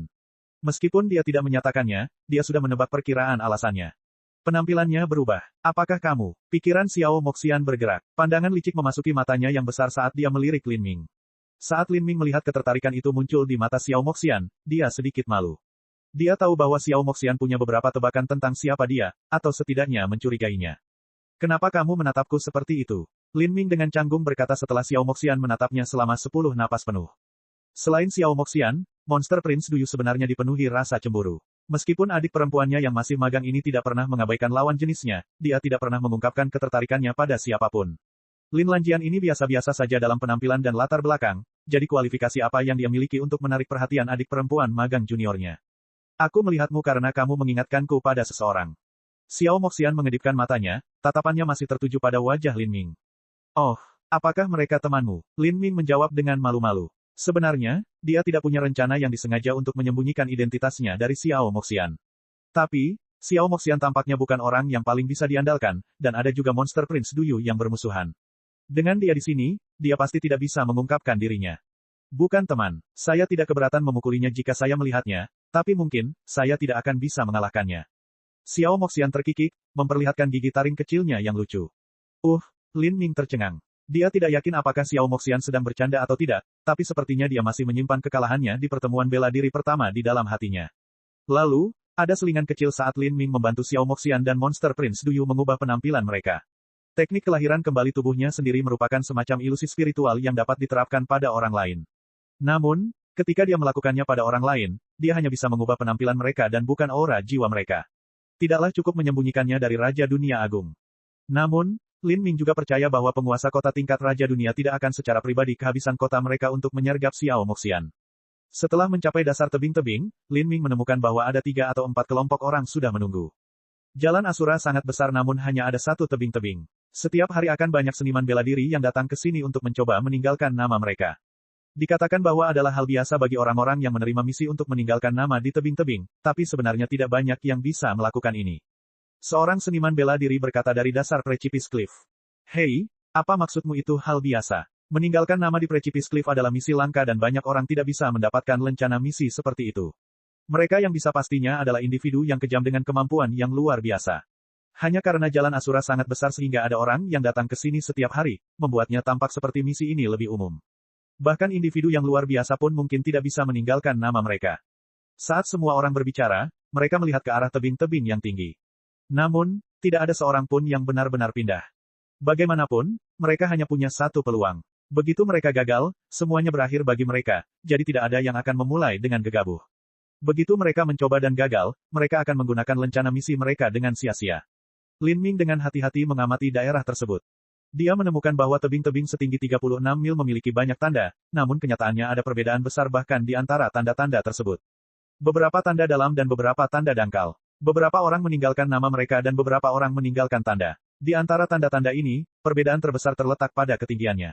Semakin tinggi Precipice Cliff, semakin sedikit tanda yang ada. Di bagian paling atas tebing-tebing terdapat sebuah batu besar berwarna ungu, dan batu besar berwarna ungu ini memiliki tanda yang paling sedikit. Namun, setiap tanda di atasnya mengungkapkan aura yang sangat menakjubkan. Batu ungu apa itu? Sebelum Lin Ming dapat menanyakan pertanyaan ini kepada Soul White, monster Pangeran Duyu yang bersemangat tiba-tiba berbicara terlebih dahulu. Yang ditanya sepertinya agak kesal. Itu adalah batu kaisar, tahukah kamu? Emperor Stone berada di puncak Precipice Cliff. Jika Anda dapat meninggalkan tanda di batu kaisar maka Anda dapat memperoleh hadiah tambahan, tetapi meninggalkan tanda di tebing-tebing itu sendiri sulit untuk dimulai dan mencoba meninggalkan tanda di batu kaisar 10 kali lebih sulit. Itu mustahil bagi rakyat jelata. Saat pengelana acak ini berbicara, Lin Ming ingat bahwa isi misinya adalah meninggalkan nama di batu kaisar tebing-tebing.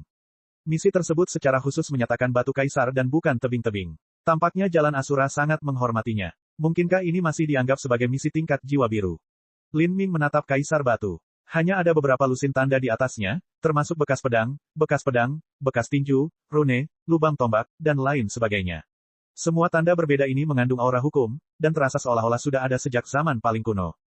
Hanya beberapa lusin nilai. Selama bertahun-tahun di Jalan Asura, hanya beberapa lusin orang yang mampu meninggalkan jejak mereka sendiri. Itu berarti rata-rata tidak ada satu tanda pun setiap beberapa ratus juta tahun, bukan? Lin Ming bertanya pada Soul White. Soul White menjawab, Tuan, bahkan bekas yang tertinggal di batu kaisar tidak akan bertahan selamanya. Mereka pada akhirnya akan perlahan menghilang. Hanya dengan meninggalkan bekas yang dalam maka hal itu akan bertahan lama. Misalnya saja, tanda pedang di titik tertinggi itu ditinggalkan 100 juta tahun yang lalu oleh Duke Pedang Jahat kuno yang menggunakan pedang ilahi jahatnya. Ketika dia meninggalkan tanda pedang itu, dia memiliki kultivasi tingkat dewa ilahi. Tanda pedang yang disebutkan Soul White sebenarnya agak kabur, karena waktu 100 juta tahun terlalu jauh. Hanya ada satu karakter yang terukir di sana, jahat. Lin Ming sedang menikmati konsep yang ditinggalkan dalam karakter, jahat, ini ketika dia mendengar beberapa orang berdebat. Baiklah, kalau begitu mari kita berkompetisi sedikit. Fraksi pedang biru kami tidak takut padamu sama sekali. Haha, fraksi pedang birumu sudah kehabisan nafas beberapa tahun terakhir ini karena penindasan di tanah suci bulan salju. Apakah kamu benar-benar berpikir kamu bisa mengalahkan keluarga kapur kami? Mari kita lihat murid siapa yang lebih menakjubkan. Saat kedua pihak sedang berdebat, seseorang dari kelompok fraksi pedang biru tiba-tiba terbang. Dia seperti burung raksasa yang terbang setinggi lebih dari 10.000 kaki.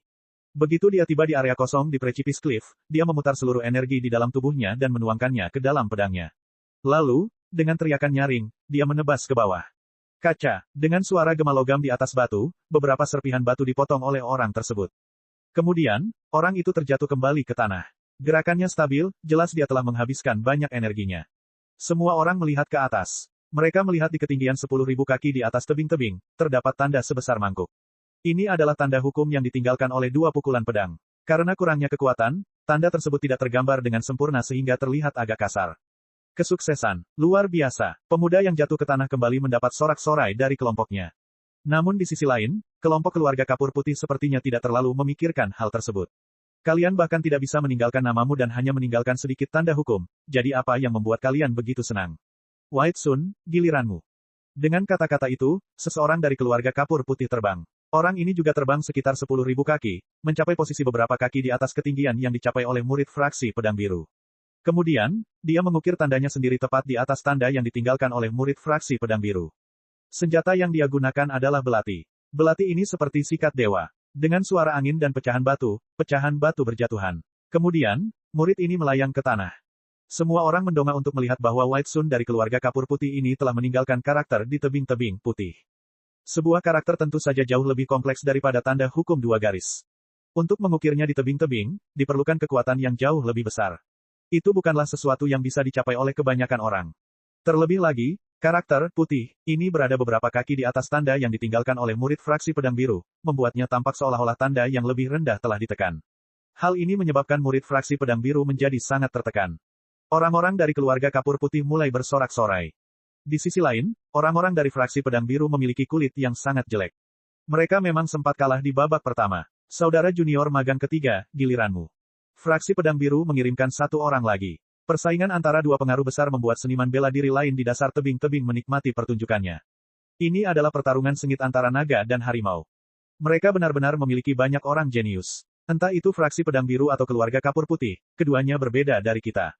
Sungguh luar biasa jika kita memiliki seseorang yang mampu meninggalkan jejaknya, namun semua orang dalam kelompoknya dapat melakukannya.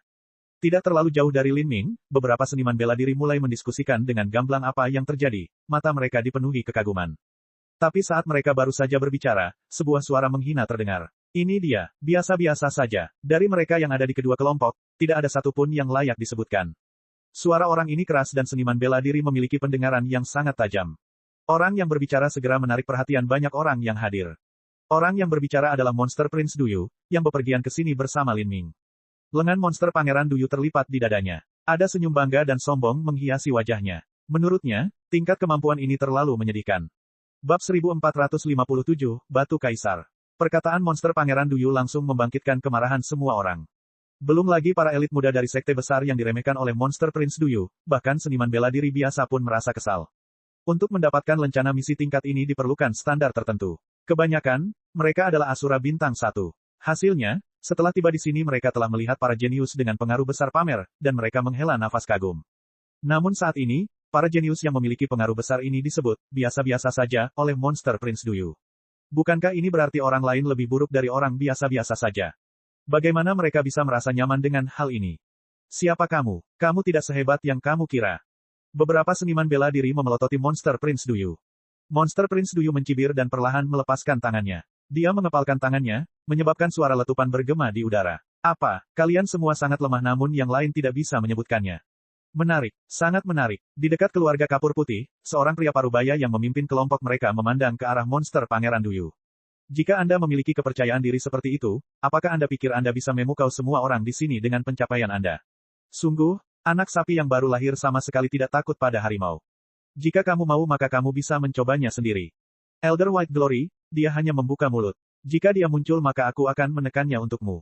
Kata seorang murid junior di dekatnya. Semua elit muda yang heroik ini adalah individu yang sombong dan tidak satupun dari mereka mau menerima bahwa mereka secara alami lebih rendah. Monster Pangeran Duyu terus tersenyum. Menuju misi meninggalkan namanya di Precipice Cliff, dia memiliki keyakinan penuh. Dari upaya keluarga kapur putih dan fraksi pedang biru dia bisa melihat perkiraan tingkat kesulitan misinya. Tebing-tebing tampak seperti tembok yang sangat mulus, namun tembok sederhana ini sebenarnya berisi aura individu yang luar biasa sejak dahulu kala. Bahkan jika tanda yang ditinggalkan oleh orang-orang luar biasa ini telah lenyap, aura mereka akan tetap tersimpan di dalam tebing-tebing. Perlahan-lahan, seiring berjalannya waktu, aura yang tak terhitung jumlahnya ini terkondensasi menjadi medan kekuatan yang mengerikan. Jika seseorang bukan individu yang benar-benar luar biasa, mustahil mendapatkan persetujuan dari Precipice Cliff. Semakin tinggi Precipice Cliff naik, semakin kuat auranya dan semakin besar tekanannya. Semakin tinggi keinginan seseorang, semakin besar tekanan yang harus mereka tanggung. Sementara itu, mengukir tanda di tebing-tebing juga merupakan sebuah tantangan. Semakin besar tanda yang tersisa, semakin banyak coretannya, semakin dalam tulisannya, maka semakin besar pula kesulitannya. Meninggalkan bekas yang sangat dalam di tebing-tebing sambil menahan penindasan aura yang luar biasa di sana bukanlah hal yang mudah sama sekali. Ketika seniman bela diri dari keluarga kapur putih dan fraksi pedang biru mencobanya, mereka telah terbang sedikit lebih dari 10.000 kaki dan tanda yang mereka tinggalkan sangat sederhana, tidak perlu disebutkan seberapa dalam ukirannya. Bagi monster Prince Duyu, mereka terlalu lemah. Seniman bela diri ras monster cenderung belak-belakan dan kurang ajar, berbicara sesuka mereka. Saat monster Prince Duyu melihat penampilan buruk dari orang-orang ini, dia hanya mengutarakan pikirannya. Hasilnya adalah dia membuat semua orang marah padanya. Tentu saja, monster Prince Duyu tidak peduli apakah orang-orang ini marah atau tidak. Di matanya, orang-orang ini tidak lebih dari semut. Di masa depan, pencapaian mereka akan berakhir di alam Holy Lord, tapi dia sendiri akan menjadi karakter level Empyrean. Setelah melangkah ke bawah tebing-tebing, dia mendongak dan dengan malas berkata, tentu saja saya akan mencobanya. Alasan saya datang ke Precipice Cliff adalah untuk menyelesaikan misi. Apakah ada orang yang lebih kuat di antara kalian? Apakah ada orang yang mau meninggalkan bekas di tebing-tebing bersamaku? Sudut bibir monster Prince Duyu tertarik ke atas saat dia menyapukan pandangannya ke semua orang. Si bodoh ini tidak tahu apa itu kematian atau bahaya. Dua orang berjalan ke depan. Salah satunya adalah seorang pria muda jangkung dan yang lainnya adalah seorang wanita berkulit gelap yang tampak biasa saja. Orang-orang ini berasal dari keluarga kapur putih dan fraksi pedang biru. Aura mereka tertahan dan fondasinya kokoh. Orang dapat langsung melihat bahwa mereka adalah seniman bela diri yang luar biasa di generasinya. Puncak jenius Tanah Suci. Lin Ming menilai dari jarak yang tidak terlalu jauh. Dari titik monster Pangeran Duyu berbicara tentang konflik mendadak ini, Lin Ming tidak berbicara sama sekali.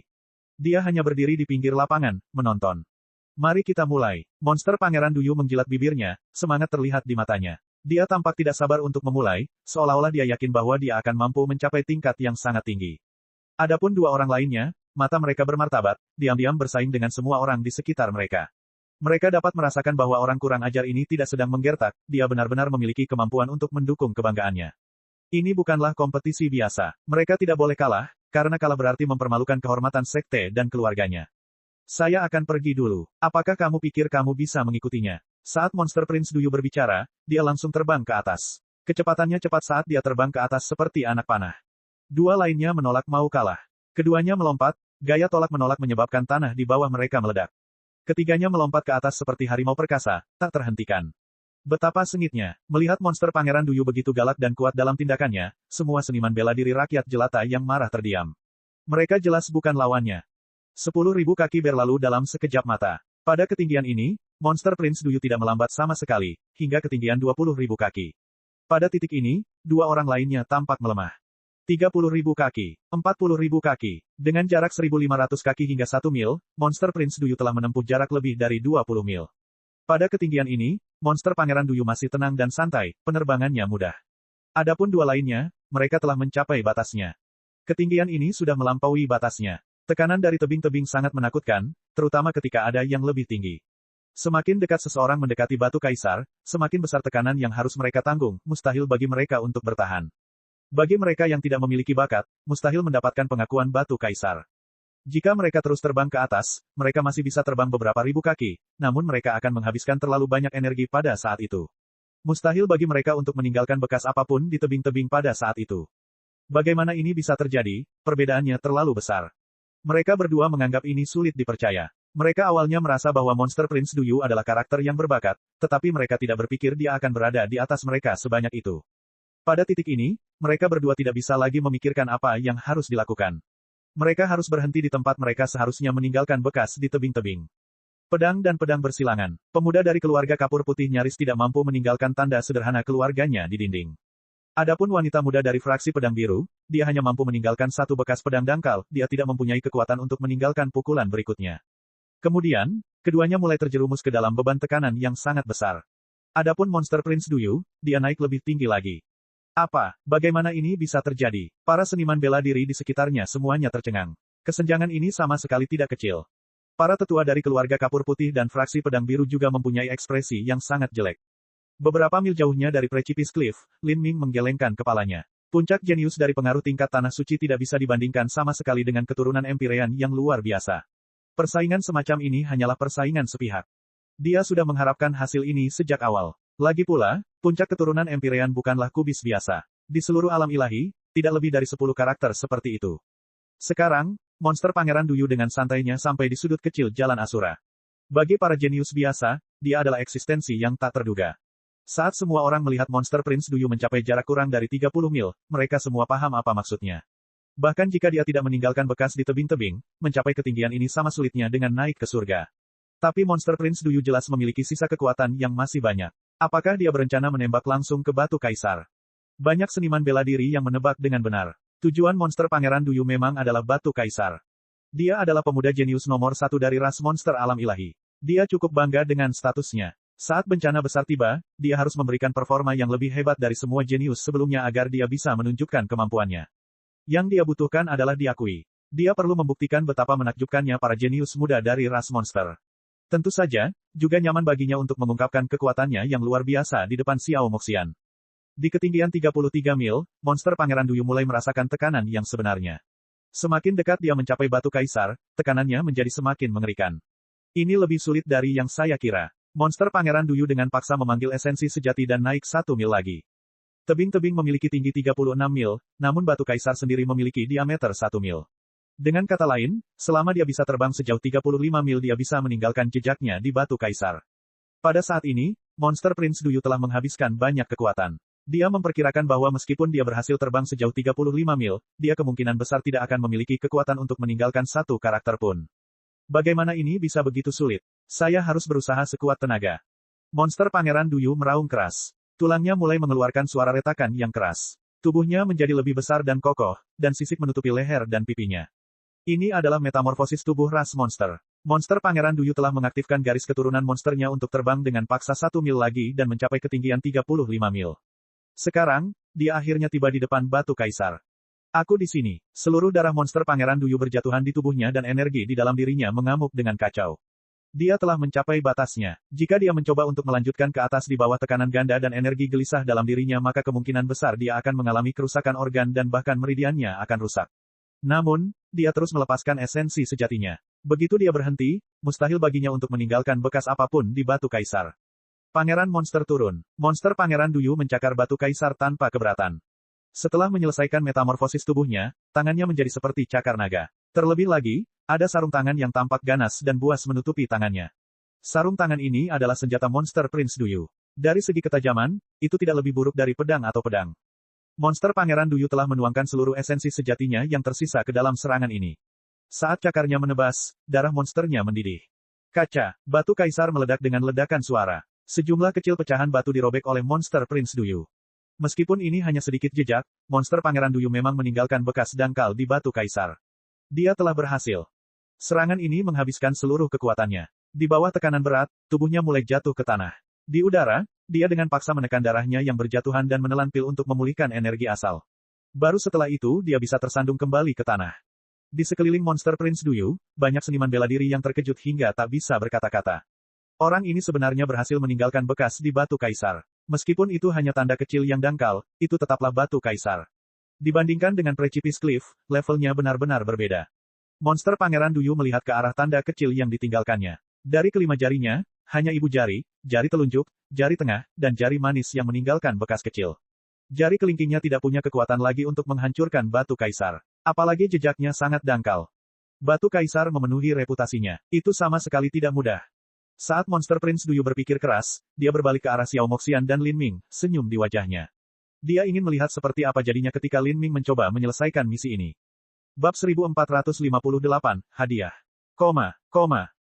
Di dasar tebing-tebing, lusinan seniman bela diri melihat ke tanda yang tertinggal di batu kaisar.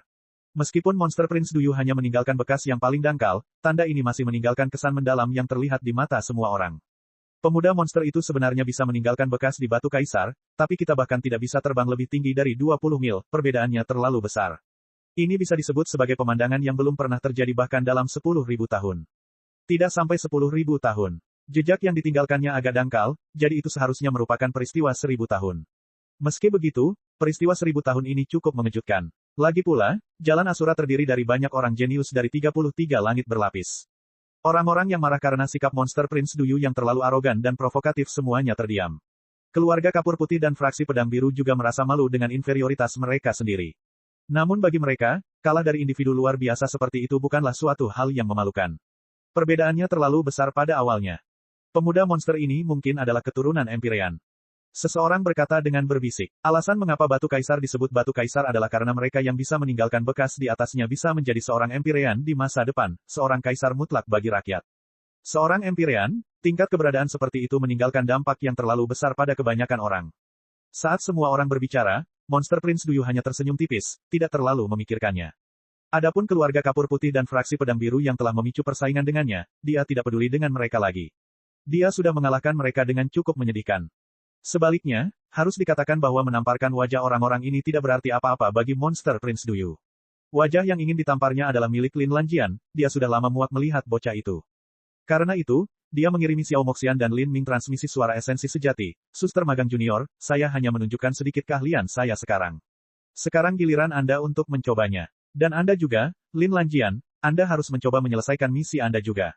Datang dan cobalah, apakah menurut Anda setidaknya dapat mencapai jarak 30 mil? Saat monster Prince Duyu berbicara, cahaya licik di matanya semakin terang. Xiao Moxian tidak membalas transmisi suara esensi sejati monster Prince Duyu.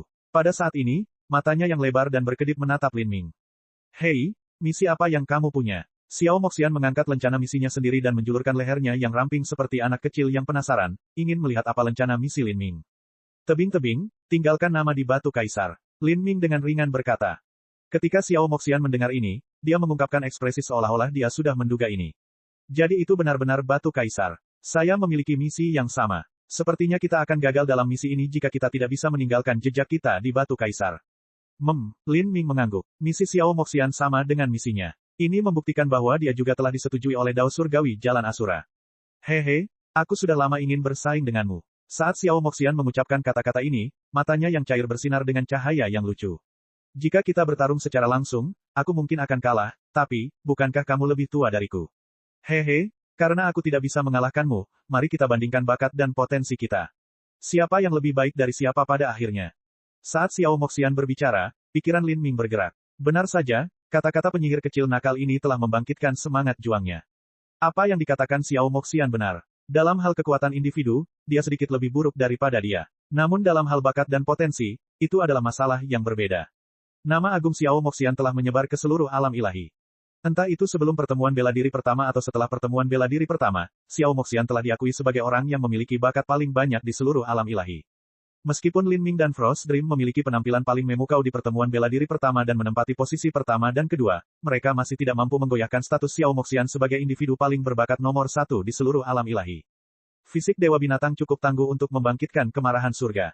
Hanya dengan tumbuh dewasa, dia akan mencapai level yang mendekati Empyrean. Dan di luar fisik Dewa Binatangnya, dia juga memiliki persepsi yang sangat tinggi dan mewarisi bakat bela diri Empyrean Demon Dawn. Terlebih lagi, dia memiliki sumber daya tertinggi yang hampir tak terbatas. Baginya, menjadi seorang Empyrean ekstrim adalah pencapaian paling mendasar yang bisa ia dapatkan. Ada kemungkinan besar dia bisa melangkah ke ranah ketuhanan sejati. Lin Ming juga ingin tahu bagaimana potensinya dibandingkan dengan Xiao Moxian. Oke, kalau begitu mari kita berkompetisi sedikit. Sejak Lin Ming tiba di Jalan Asura, dia bisa merasakan bahwa ada terlalu banyak pembangkit tenaga listrik di dunia. Tidak mungkin mengetahui di mana puncak seni bela diri. Dalam hidupnya, hampir setiap orang yang ditemuinya bisa menjadi lawannya. Selama pertemuan bela diri pertama, Lin Ming telah mengalahkan Xiao Moxian, tapi dia selalu merasa bahwa kemenangan ini salah karena keunggulannya dalam usia. Tapi sekarang, dia bisa bersaing secara adil dengan Xiao Moxian. Mendengar Lin Ming setuju, Xiao Moxian terkekeh, bagus. Keduanya masih menggunakan transmisi suara esensi sejati untuk berbicara. Tidak terlalu jauh, kulit monster Prince Duyu terlihat jelek. Dia berbicara kepada mereka berdua namun tidak satu pun dari mereka yang menanggapinya. Sebaliknya, mereka berbicara satu sama lain dan tampak melakukan percakapan yang menyenangkan dan menarik. Ini membuatnya merasa seolah diperlakukan sebagai udara kosong. Hei, bukankah menurutmu akan lebih menyenangkan jika kita mendapat hadiah kecil? Tanpa hadiah apapun, ini akan menjadi kompetisi yang membosankan, bukan begitu? Xiao Moxian bertanya, penuh antusias, sama sekali tidak memperhatikan ekspresi Monster Prince Duyu. Lin Ming samar-samar tersenyum. Ini hanya kompetisi biasa. Hadiah apa yang kamu inginkan? Jika aku menang, batalkan teknik mengubah penampilanmu dan biarkan aku melihat siapa dirimu sebenarnya. Xiao Moxian menggertakkan giginya, matanya bersinar penuh tantangan. Dia mencoba untuk membujuk Lin Ming agar menyetujuinya, namun tidak peduli betapa menghinanya dia, sepertinya dia sedang bersenang-senang. Baiklah, Lin Ming setuju. Menurutnya, mengungkapkan statusnya kepada Xiao Moxian bukanlah apa-apa. Dia hanya perlu menyembunyikan kebenaran dari Monster Prince Duyu. Xiao Moxian tersenyum, dan dia melakukannya dengan mempesona. Dia berpikir dalam hati, anak kecil, aku pasti akan mengalahkanmu kali ini. Dalam hal kekuatan, bahkan Xiao Moxian tidak akan menyebut dirinya elit muda terbaik di seluruh alam ilahi. Namun dari segi potensi dan bakat, dia yakin tidak akan kalah dari siapapun. Ini adalah harga dirinya, jalan seni bela dirinya. Dia ingin menjadi dewa sejati. Bagaimana kamu tahu aku menggunakan teknik mengubah penampilan? Lin Ming bertanya sambil tertawa. Intuisi seorang wanita, Xiao Moxian berkata dengan sangat puas diri. Lin Ming tidak tahu apakah harus tertawa atau menangis. Di matanya, Xiao Moxian adalah seorang gadis muda. Baginya menyebut dirinya, wanita, agak lucu. Saat keduanya berbicara, mereka telah mencapai dasar tebing-tebing. Saat melihat ke atas, mereka bisa melihat tebing-tebing setinggi 36 mil yang menusuk langsung ke langit malam seperti pedang dewa. Asura Roadmaster ini sepertinya sangat menyukai angka 36.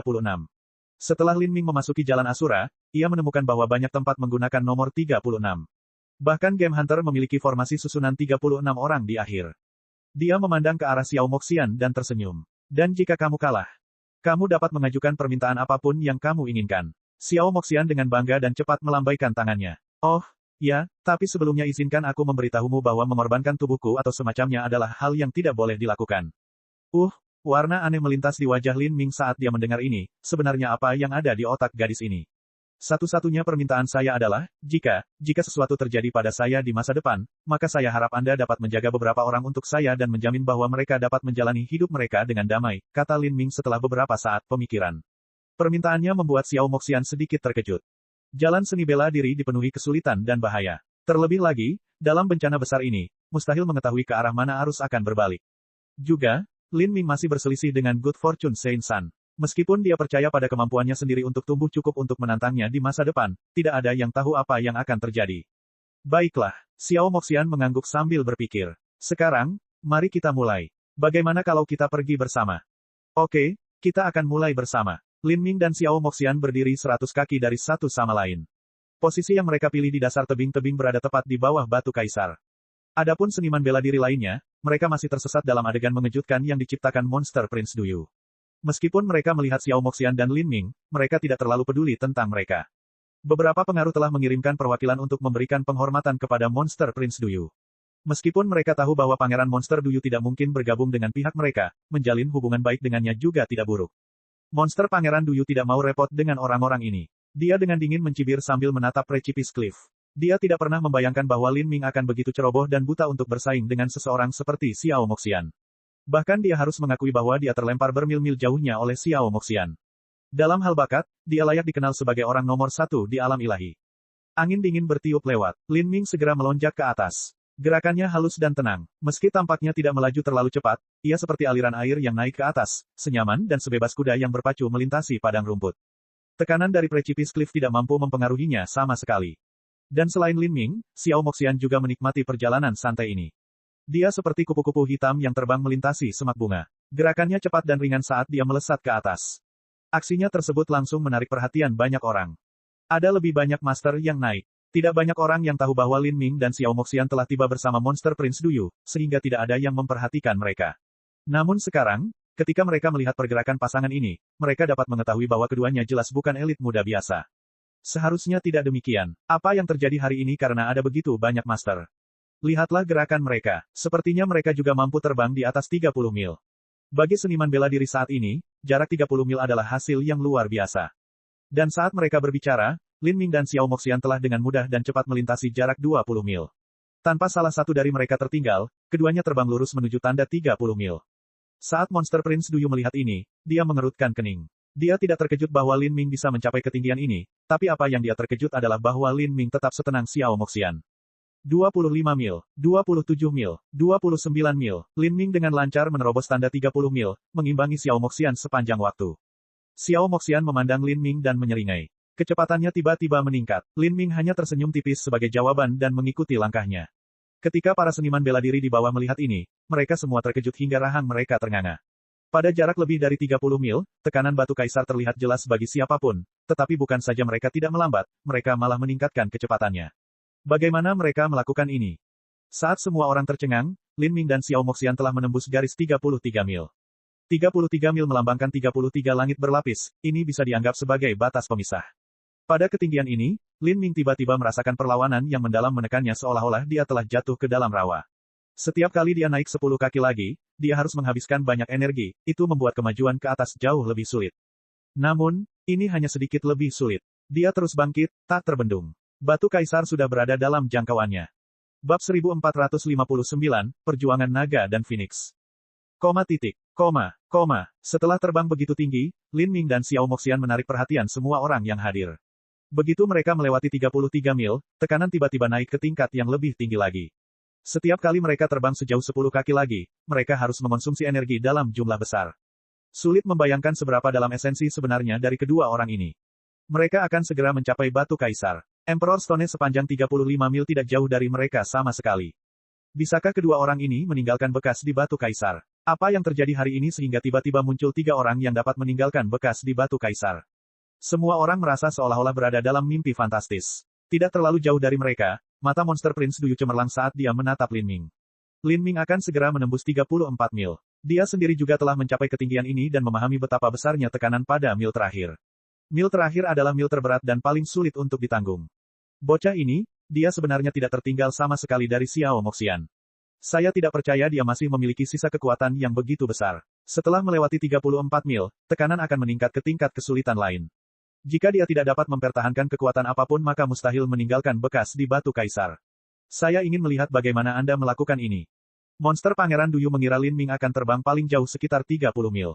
Dia tidak membayangkan bahwa Lin Ming akan segera mencapai Batu Kaisar, dan kecepatannya juga akan konsisten dengan kecepatan Xiao Moxian.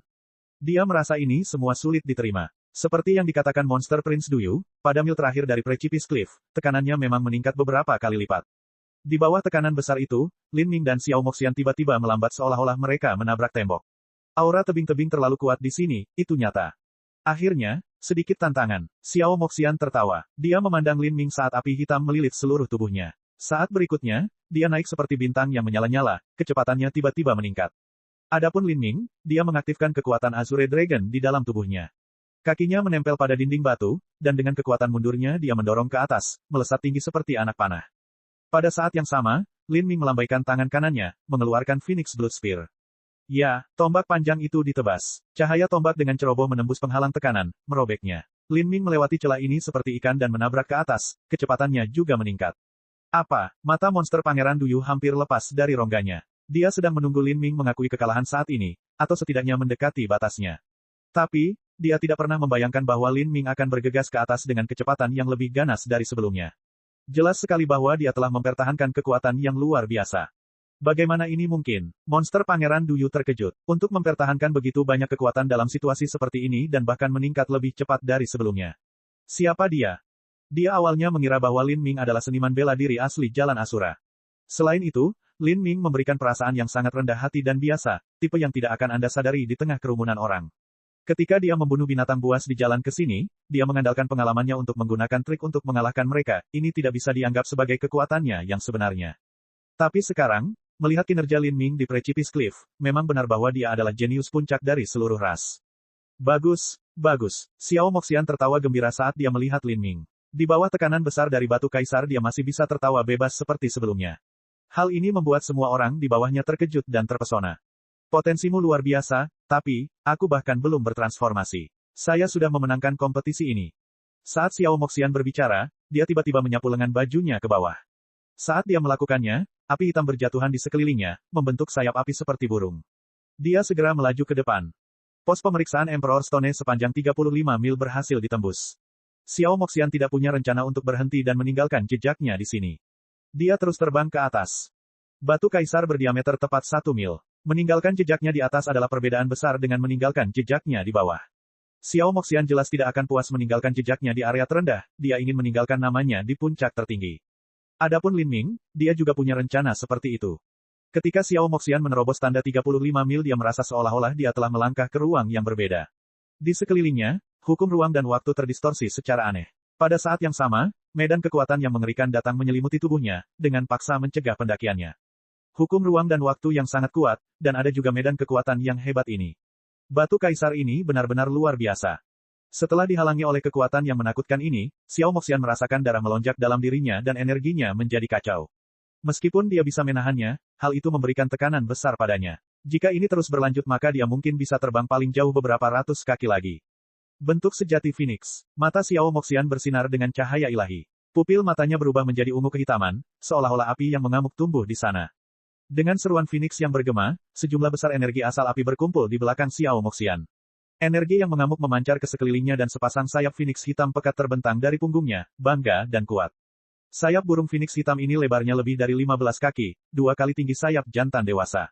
Dibandingkan dengan sayap luas ini, sosok Xiao Moxian tampak halus dan mungil. Dia bisa dengan mudah membungkus dirinya dengan sayap ini. Energi asal api dalam jumlah besar terkondensasi menjadi api hitam yang terbakar di sekelilingnya. Segera setelah itu, api hitam ini berubah menjadi lautan api yang bergolak yang mengubah seluruh langit menjadi hitam berkilauan. Setelah mengubah tubuhnya menjadi Phoenix True Form, Xiao Moxian berada dalam kondisi terkuatnya. Dia seperti Dewi Kegelapan Malam, memerintah semua orang, menuntut pemujaan mereka.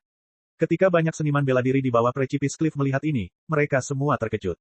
Gadis berpakaian hitam ini juga berasal dari ras monster. Garis keturunan semacam ini sepertinya mengandung aura keagungan dan keagungan yang tak terlukiskan, membuat semua orang ingin berlutut. Suster junior magang terlalu kuat. Saya belum melihatnya mengambil tindakan selama 2 tahun, namun kekuatannya telah berkembang hingga tingkat ini. Meskipun aku beberapa tahun lebih tua darinya, aku tetap bukan tandingannya. Gelar jenius paling berbakat nomor 1 di alam ilahi adalah miliknya yang tidak tercela. Monster Pangeran Duyu tidak bisa menahan diri untuk tidak memuji. Di saat yang sama, pandangannya saat dia memandang ke arahnya menjadi semakin panas. Ini adalah ekspresi kerinduan bercampur hasrat. Setelah Xiao Moxian mengubah tubuhnya, kekuatannya tiba-tiba meningkat. Tekanan Kaisar Batu dipecah oleh sayapnya. Dia terus terbang lurus ke atas. Lin Lanjian, jika kamu tidak menahan apapun maka kamu sama saja dengan kalah. Suara Xiao Moxian yang jelas dan tajam terdengar di telinga Lin Ming. Lin Ming juga tidak bisa tidak memuji Xiao Moxian dalam pikirannya. Phoenix True Form miliknya benar-benar menantang surga. Pada saat ini, Lin Ming menenggelamkan seluruh energinya ke dunia batinnya. Saat dia menginjak batu kaisar, kekuatan guntur dan api kesengsaraan surgawi di dalam pohon dewa sesat tiba-tiba meledak keluar. Di belakang Lin Ming, hantu pohon dewa sesat muncul. Dengan kekuatan dewa sesat yang dibuka hingga batasnya, Lin Ming juga membuka 8 gerbang tersembunyi batin yang lengkap. Dengan ke-8 gerbang terbuka, gelombang esensi astral membanjiri tubuh Lin Ming. Seluruh tubuhnya mengeluarkan suara berderak seolah-olah petir menggelinding ke seluruh tubuhnya, seperti naga sejati yang bangkit di dalam hatinya. Pada saat itu, kekuatan tubuh fana Lin Ming meningkat menjadi beberapa ratus juta jin. Bahkan cahaya bintang di langit di atas pun dipercepat olehnya. Benang perak cahaya bintang berkumpul di dalam tubuh Lin Ming, berkumpul menuju 9 titik akupuntur, membentuk fatamorgana samar 9 istana Dao. Saat istana Dao ini muncul, mereka langsung menghilang seolah-olah tidak pernah ada di sana sejak awal. Ini adalah batas 9 bintang istana Dao. Di abis iblis abadi, Lin Ming sudah menatap ambang 9 bintang istana Dao. Meskipun jaraknya masih sangat jauh untuk mencapai 9 bintang di istana Dao, ini masih merupakan sesuatu yang tidak mungkin dapat ditandingi oleh 8 gerbang tersembunyi dalam yang lebih biasa. Bang! Dengan ledakan energi yang keras, Lin Ming seperti binatang berbentuk manusia setelah ia melepaskan 8 gerbang tersembunyi batin hingga batasnya. Dia bergegas ke depan, mengejar lurus ke atas bersama Xiao Moxian. Satu naga dan satu burung phoenix, berlomba bergandengan tangan, dengan kekuatan yang tak terhentikan. Ketinggian 35 mil, ketinggian di mana batu kaisar berada, masih tidak bisa menghentikan mereka. Ini, mereka telah mencapai batu kaisar tetapi mereka masih belum puas. Apakah mereka berencana meninggalkan jejak mereka di puncak batu kaisar? Siapa mereka? Pemuda monster sebelumnya itu cukup abnormal, tapi dibandingkan dengan 2 orang ini perbedaannya seperti lumpur dan awan. Semua orang mulai berteriak keras-keras. Jika Monster Prince Duyu dibandingkan dengan Xiao Moxian dan Lin Ming, perbedaannya terlalu besar. Sebenarnya, dalam hal kekuatan, Monster Prince Duyu tidak lebih buruk dari Xiao Moxian dan Lin Ming. Tapi, yang ditantang oleh Precipice Cliff adalah potensi dan bakat seseorang. Dengan kata lain, pencapaian mereka di masa depan. Saat membandingkan ini, Monster Prince Duyu tidak mampu menandingi Xiao Moxian atau Lin Ming sama sekali. Perbedaannya terlalu besar. Dan saat ini, kejadian yang lebih mengejutkan terjadi. Gadis berpakaian hitam yang sedang terbang di atas batu kaisar tiba-tiba menyerang pemuda berjubah itu. Astaga, cambuk Xiao Moxian datang menebas. Nyala api meraung, membentuk ular api yang langsung menyelimuti Lin Ming. Hal ini menyebabkan seluruh penonton menjadi takut setengah mati. Ini adalah ketinggian batu kaisar, yang tingginya melebihi 35 mil. Jika mereka berada pada ketinggian itu, mereka bahkan tidak akan mampu menahan tekanan batu kaisar. Tekanan besar itu akan langsung melukai mereka dan menyebabkan mereka muntah darah, tapi bagi anak laki-laki dan perempuan itu, mereka sebenarnya masih memiliki kekuatan untuk bertarung. Ini terlalu menjengkelkan. Saat Lin Ming menyaksikan ular api hendak menyerangnya, dia mengangkat alisnya ke atas. Kamu ingin menyerangku secara diam-diam. Hehe, kami hanya berkompetisi untuk menentukan siapa yang bisa menang, namun kami tidak pernah membatasi metode yang bisa kami gunakan. Dengan kata lain, kita bisa menggunakan metode apapun yang kita inginkan, jadi kenapa aku tidak bisa menyerangmu secara diam-diam? Xiao Moxian tertawa terbahak-bahak. Karena dia telah menggunakan sebagian besar kekuatannya untuk menahan tekanan batu kaisar, kekuatan serangannya tidak kuat sama sekali. Sebaliknya, ini sangat rumit, dengan banyak perubahan yang membuatnya sulit diprediksi. Namun, ini bukan masalah sama sekali untuk Lin Ming. Kecepatan tombaknya juga bisa mencapai batasnya. Mengejar guntur, tombak darah Phoenix disodorkan. Dengan kilauan cahaya ungu elektrik, tombak Lin Ming menembus ular api. Jika kamu ingin menyerangku, apakah itu berarti aku bisa menyerangmu? Lin Ming bertanya balik. Tentu saja, aku tidak perlu bersikap lunak kalau tidak ada gunanya menang. Kamu cukup percaya diri pada dirimu sendiri. Apakah menurutmu kekuatan tempurmu yang sebenarnya bisa dibandingkan dengan milikku? Lin Ming menggenggam Phoenix Blood Spear, mengumpulkan kekuatannya. Mungkin tidak, namun, menurutku dalam repertoar skillku, aku memiliki sesuatu yang cukup cocok untuk situasi saat ini, jadi aku hampir menang. Xiao Moxian tersenyum lebar, bibir merah cerinya terbuka hingga memperlihatkan gigi taring kecilnya. Sayapnya tiba-tiba terbentang. Di belakangnya, api hitam berputar dengan ganas. Seni iblis penyerap surga. Keterampilan yang dibicarakan oleh Xiao Moxian sebenarnya adalah seni setan penyerap surga. Kemampuan ini dapat menyerap energi orang lain untuk digunakan sendiri. Saat mereka menaiki batu kaisar, 90% energi mereka telah digunakan untuk menahan tekanan batu kaisar. Jika seseorang dapat menyerap esensi sejati orang lain untuk digunakan sendiri, mereka dapat mengambil keuntungan absolut. Bab 1460, mencapai ekstrim. Saat seni iblis penyerap surga muncul, semua energi asal langit dan bumi di sekitarnya mulai berkumpul menuju Xiao Moxian. Dalam Lin Ming, bahkan esensi sejati, vitalitas darah, dan fragmen hukum tertarik dengan kekuatan ini, ingin keluar dari tubuhnya. Hanya dalam 10 tahun tanpa bertemu satu sama lain, seni iblis penyerap surga Xiao Moxian telah mencapai tingkat yang benar-benar berbeda dari yang dia tunjukkan selama pertemuan bela diri pertama. Seni iblis penyerap surga dapat secara permanen menyerap esensi sejati dan kekuatan dunia dari seorang seniman bela diri, dan juga dapat menyerapnya untuk sementara. Saat ini, Xiao Moxian menggunakan versi terakhir. Versi pertama terlalu kejam dan jahat, dia tentu saja tidak akan seenaknya merusak kultivasi orang lain. Namun dalam hal menarik kekuatan, versi terakhir ini beberapa kali lebih kuat dari versi sebelumnya. Di bawah tebing-tebing, semua orang melihat pusaran energi besar muncul setinggi 36 mil. Di bawah medan kekuatan Precipice Cliff yang menakutkan, sulit membayangkan teknik macam apa yang masih bisa menampilkan kekuatan mengerikan seperti itu. Mereka saling menyerang saat ini. Mereka sudah kesulitan menahan tekanan, jadi bagaimana mereka masih memiliki kekuatan untuk bertarung? Bukankah mereka berteman? Mengapa mereka mencoba menjatuhkan satu sama lain? Banyak orang memperhatikan bahwa Xiao Moxian sedang berbicara dengan Lin Ming saat mereka berjalan menuju Precipice Cliff. Xiao Moxian juga tidak menyembunyikan senyumnya, membuktikan bahwa hubungan keduanya tidak terlalu buruk. Namun di Precipice Cliff yang tingginya 36 mil, mereka mulai saling menyerang secara brutal. Ini terlalu tidak terduga. Mungkin mereka sedang bertanding, yang meninggalkan nilai lebih dalam, yang meninggalkan nilai lebih tinggi, akan menang, jadi mereka saling serang. Beberapa orang sudah menebak dengan tepat alasan serangan Xiao Moxian. Ketika yang lain mendengar ini, mereka terdiam. Ini adalah penjelasan yang paling masuk akal. Sungguh, inilah yang dimaksud oleh orang awam dengan diperburuk sampai mati dengan terus-menerus membandingkan diri mereka dengan orang lain. Bahkan jika orang-orang ini mati-matian berusaha sekuat tenaga, mereka tetap tidak bisa memburu batu kaisar, namun keduanya masih ingin bersaing memperebutkannya. Bagi mereka, meninggalkan bekas di batu kaisar tidak memiliki tantangan sama sekali. Sebaliknya, satu-satunya tantangan datang dari bersaing dengan orang lain. Hanya dengan bersaing dengan orang lain untuk meninggalkan jejak barulah ada tantangan. Seni iblis penyerap surga milik Xiao Moxian menciptakan pusaran raksasa yang menutupi hampir keseluruhan batu kaisar.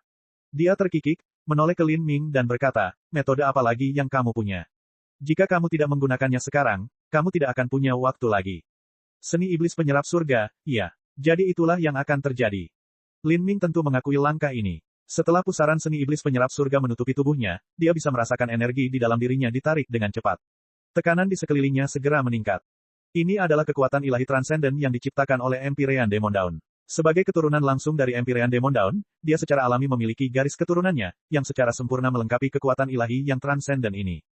Hehe, kekuatanmu sangat murni. Tekanan di sekitarku telah berkurang banyak. Tawa hangat Xiao Moxian bergema di telinga Lin Ming. Saat Lin Ming melihat kekuatan kesengsaraan surgawi pohon dewa sesat mengalami kesulitan melawan seni iblis penyerap surga, dia menarik napas dalam-dalam dan kemudian menenggelamkan energinya jauh ke dalam dunia batinnya. Benih lubang hitam keluar melolong. Lubang hitam adalah benda langit terberat di seluruh alam semesta dan tarikan gravitasinya juga paling kuat. Di dalam cakrawala lubang hitam, bahkan cahaya pun tidak bisa lepas. Pada saat itu, di dalam pusaran hitam besar yang diciptakan Xiao Moxian, pusaran yang lebih besar dan lebih menakutkan muncul. Pusaran ini merupakan kegelapan mutlak dan berputar ke arah yang berlawanan. Seperti gergaji bundar yang kejam, ia merobek pusaran seni iblis penyerap surga milik Xiao Moxian. Apa? Saat seni iblis penyerap surga hancur, Xiao Moxian mengalami serangan energi. Wajahnya memutih dan dia tiba-tiba terhenti. Seni iblis penyerap surganya adalah kekuatan ilahi yang sangat transenden. Namun, Divine Cell Art Lin Ming telah melampaui kategori kekuatan ilahi yang transenden. Ini adalah metode kultivasi yang diciptakan oleh keilahian sejati. Bukan hanya itu, tapi seni iblis penyerap surga dan seni segel ilahi adalah metode budidaya yang benar-benar analog, keduanya mampu membentuk pusaran raksasa yang menarik. Ketika mereka bertemu satu sama lain, mereka secara alami harus bersaing untuk melihat mana yang lebih unggul. Semua orang di bawah memucat saat melihat pemandangan ini. Keuntungan Xiao Moxian telah sepenuhnya ditekan oleh Lin Ming. Bukan hanya itu, ada juga pusaran hitam yang menggetarkan surga. Adapun monster Prince Duyu, dia benar-benar membeku.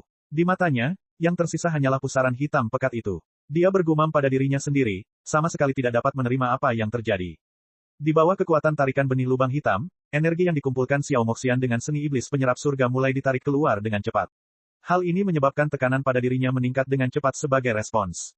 Dia mengertakkan giginya dan sayap Phoenix raksasanya menimbulkan tornado yang dengan kuat menstabilkan tubuhnya di bawah badai energi yang sangat besar dan tekanan yang luar biasa dari tebing-tebing. Metode kultivasi ini adalah, pikiran Xiao Moxian berpacu. Begitu langkahnya dikalahkan oleh Lin Ming dia tidak sedih sama sekali. Sebaliknya, ekspresi kegembiraan melintas di wajahnya saat dia dengan jelas mengenali sifat sebenarnya dari teknik ini.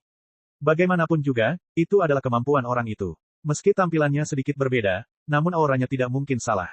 Selama pertemuan bela diri pertama, dia menggunakan teknik ini untuk menerobos Dream Soul Immortal Melody milik kakak Frost Dream dan bertarung imbang dengannya. Lin Lanjian ini benar-benar orang yang tidak normal. Hah, tidak kusangka dia akan menggunakan teknik mengubah penampilan untuk mencoba menipu nona ini. Saat ini, Xiao Moxian pada dasarnya telah mengkonfirmasi identitas asli Lin Ming. Kekuatan guntur dan api, hukum nenek, serta metode budidaya lubang hitam terakhir ini, semua ini bersama-sama lebih dari meyakinkan. Ada banyak seniman bela diri di dunia ini, dan tidak dapat dihitung berapa banyak yang mempraktekkan hukum dan metode kultivasi yang serupa. Tapi, hukum yang dikembangkan Lin Ming sangat langka, bahkan bisa dikatakan bahwa dialah satu-satunya yang mempraktikannya. Mereka yang mempraktikkan hukum serupa seperti dia bisa disebut hampir nol. Selain itu, bakat dan potensi yang ditampilkan Lin Lanjian ini tidak mungkin salah. Orang aneh benar-benar orang aneh. 10 tahun kemudian, saya sudah banyak berkembang tetapi saya masih belum bisa mengejarnya. Dia tumbuh terlalu cepat. Saat Xiao Moxian berpikir, tangannya tidak menganggur. Meskipun dia ditutupi oleh pusaran benih lubang hitam itu, dia masih memiliki kekuatan untuk bertarung. Counter Force, seni iblis penyerap surga. Xiao Moxian mengumpulkan semua kekuatan yang dia serap dengan seni iblis penyerap surga ke dalam diagram Dao dan kemudian menembakkannya keluar. Bang! Dengan ledakan keras, penghalang pusaran yang diciptakan oleh benih lubang hitam memiliki celah yang dirobek paksa oleh Xiao Moxian, memungkinkannya untuk menerobos. Anggaplah dirimu cukup kejam, rindu ini tidak akan mempermainkanmu lagi. Sosok Xiao Moxian berkedip saat dia terbang langsung menuju puncak batu kaisar. Namun, percakapan singkat tadi telah menghabiskan banyak kekuatannya. Kecepatannya tidak terlalu cepat dan tidak mudah baginya untuk menahan tekanan. Melihat Xiao Moxian mengakhiri pertempuran, Lin Ming menerima benih lubang hitam dan mengejarnya menuju puncak. Ketika semua orang di bawah melihat ini terjadi, mereka menjadi linglung. Pertempuran yang sangat sengit, namun mereka masih memiliki kekuatan untuk mengukir tanda mereka di batu. Anda salah. Meskipun pertukaran itu terlihat seperti pertarungan sengit barusan, itu sebagian besar adalah pertukaran energi. Mereka belum menggunakan terlalu banyak esensi sejati. Di antara sekian banyak seniman bela diri yang hadir, ada yang memiliki penglihatan luar biasa. Orang yang berbicara itu benar. Meskipun Lin Ming dan Xiao Moxian adalah jenius yang tak tertandingi di generasi mereka, mereka masih tidak bisa mengabaikan tekanan dari batu kaisar. Jadi, langkah yang dilakukan kedua orang ini adalah untuk menghemat energi sebagai premis. Meskipun pertukaran itu tampak seperti pertarungan yang intens, sebenarnya itu adalah persaingan energi. Pada akhirnya, Lin Ming lebih unggul. Menahan tekanan yang terus meningkat, Lin Ming dan Xiao Moxian secara bersamaan mencapai puncak batu kaisar. Saat ini, keduanya juga tidak santai. Mereka berdua menggunakan sekitar 95% kekuatan mereka untuk menahan tekanan batu kaisar. Xiao Moxian adalah orang pertama yang bergerak. Batu kaisar sangat kokoh, jauh lebih keras daripada besi dewa. Tangan kanan Xiao Moxian berubah menjadi cakar burung phoenix saat dia menebas dinding, dengan paksa menggali bongkahan batu. Meskipun batu kaisar itu keras, Xiao Moxian masih memiliki tubuh dewa binatang. Selain esensi sejatinya yang membanjiri gerakannya, mengukir sesuatu pada batu kaisar tidaklah sulit sama sekali. Peng, peng, peng, peng, peng, batuan pecah. Vitalitas darah Xiao Moxian berjatuhan di dalam tubuhnya. Dia dengan penuh semangat mengumpulkan energinya, melepaskan rentetan serangan saat potongan-potongan dinding batu dirobohkan. Setiap pecahan batu tidak lebih kecil dari pecahan yang dijatuhkan oleh serangan cakar monster King Duyu sendiri. Sementara itu, Lin Ming menggunakan jari-jarinya sebagai tombak, mengarahkannya ke batu kaisar. Cahaya tombak melingkari jari-jarinya, membentuk pedang dewa. Kemanapun jarinya menunjuk, bongkahan batu akan berjatuhan. Dia telah menyentuh ambang 9 bintang Istana Dao. Dalam hal kekuatan tubuh fana, dia tidak lebih buruk dari Xiao Moxian. Selain itu, esensi sejatinya jauh lebih dalam daripada milik Xiao Moxian, jumlah bongkahan batu yang dia jatuhkan bahkan lebih banyak daripada miliknya. Keduanya mengungkap kesaktiannya. Setelah menyerang sekaligus, mereka tidak berhenti sama sekali, melainkan melanjutkan serangan gencar. Mereka berdua tidak puas hanya meninggalkan jejak, mereka ingin mengukir karakter pada batu kaisar. Karakter yang dibentuk Xiao Moxian berukuran 1 kaki persegi. Adapun karakter yang ditinggalkan Lin Ming, sebenarnya sedikit lebih besar. Di tebing-tebing, bisa meninggalkan jejak kecil di batu kaisar sudah merupakan sebuah pencapaian. Bagi kebanyakan orang, meninggalkan karakter sederhana sangatlah berat, mereka harus menggunakan kekuatan puluhan kali lebih banyak. Ya, suara pecahan batu terdengar di udara, mengkhawatirkan semua orang. Serangan Xiao Moxian sehalus angin. Meski begitu, kulitnya mulai pucat, jelas dia telah menghabiskan banyak sekali energi. Hanya dalam 10 napas waktu, karakter halus dan cantik muncul di puncak Precipice Cliff. Ini adalah karakter yang mewakili namanya, Xian. Dan di dekatnya, Lin Ming juga telah menyelesaikan ukiran nama belakangnya, Lin. Karakter, Lin ini memiliki tulisan tangan yang mengalir seperti naga dan ular, seolah-olah dibentuk oleh pedang yang menari. Pukulan halus, tikungan tajam, momentum yang dahsyat, hanya dengan melihatnya saja sudah membuat orang merasa auranya bisa melukai mereka. Sepertinya karakter ini mengandung misteri seni bela diri di dalamnya, itu bisa menjadi warisan metode budidayanya sendiri. Karakter yang luar biasa. Pada saat ini, orang-orang di bawah tidak lagi mengagumi karakter panjang kaki persegi yang ditinggalkan Lin Ming dan Xiao Moxian di batu kaisar. Sebaliknya, perhatian mereka tertuju pada konsep yang ditinggalkan pada kedua karakter tersebut. Xian, mengandung aura yang gesit dan elegan. 1. Lin mengandung aura yang cepat dan ganas, seperti tombak dewa. Kedua karakter tersebut saling melengkapi, meningkatkan kecantikan satu sama lain, masing-masing dengan kelebihannya masing-masing. Mereka benar-benar generasi muda yang sangat jenius. Semua orang menahan napas saat melihat pemandangan di atas batu kaisar. Tidak ada yang tahu bahwa tidak terlalu jauh, dua pasang mata sedang melihat segala sesuatu yang terjadi di tebing-tebing dari distorsi ruang. Keduanya pastilah yang menyelesaikan uji coba Game Hunter di kota perselisihan dan kota gelombang. Yang satu memiliki tubuh binatang Dewa Phoenix dan yang lainnya mewarisi warisan pembangkit tenaga listrik yang tak tertandingi. Kedua pemuda ini memiliki potensi yang tak terbatas.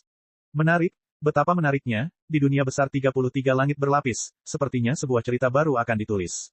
Mungkin ini akan berbeda dari masa lalu.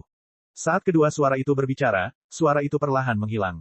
Dari awal hingga akhir, tidak ada yang bisa merasakan auranya. Tampaknya mereka telah sepenuhnya menyatu dengan ruang di sekitar Jalan Asura, tidak ada yang bisa merasakannya sama sekali.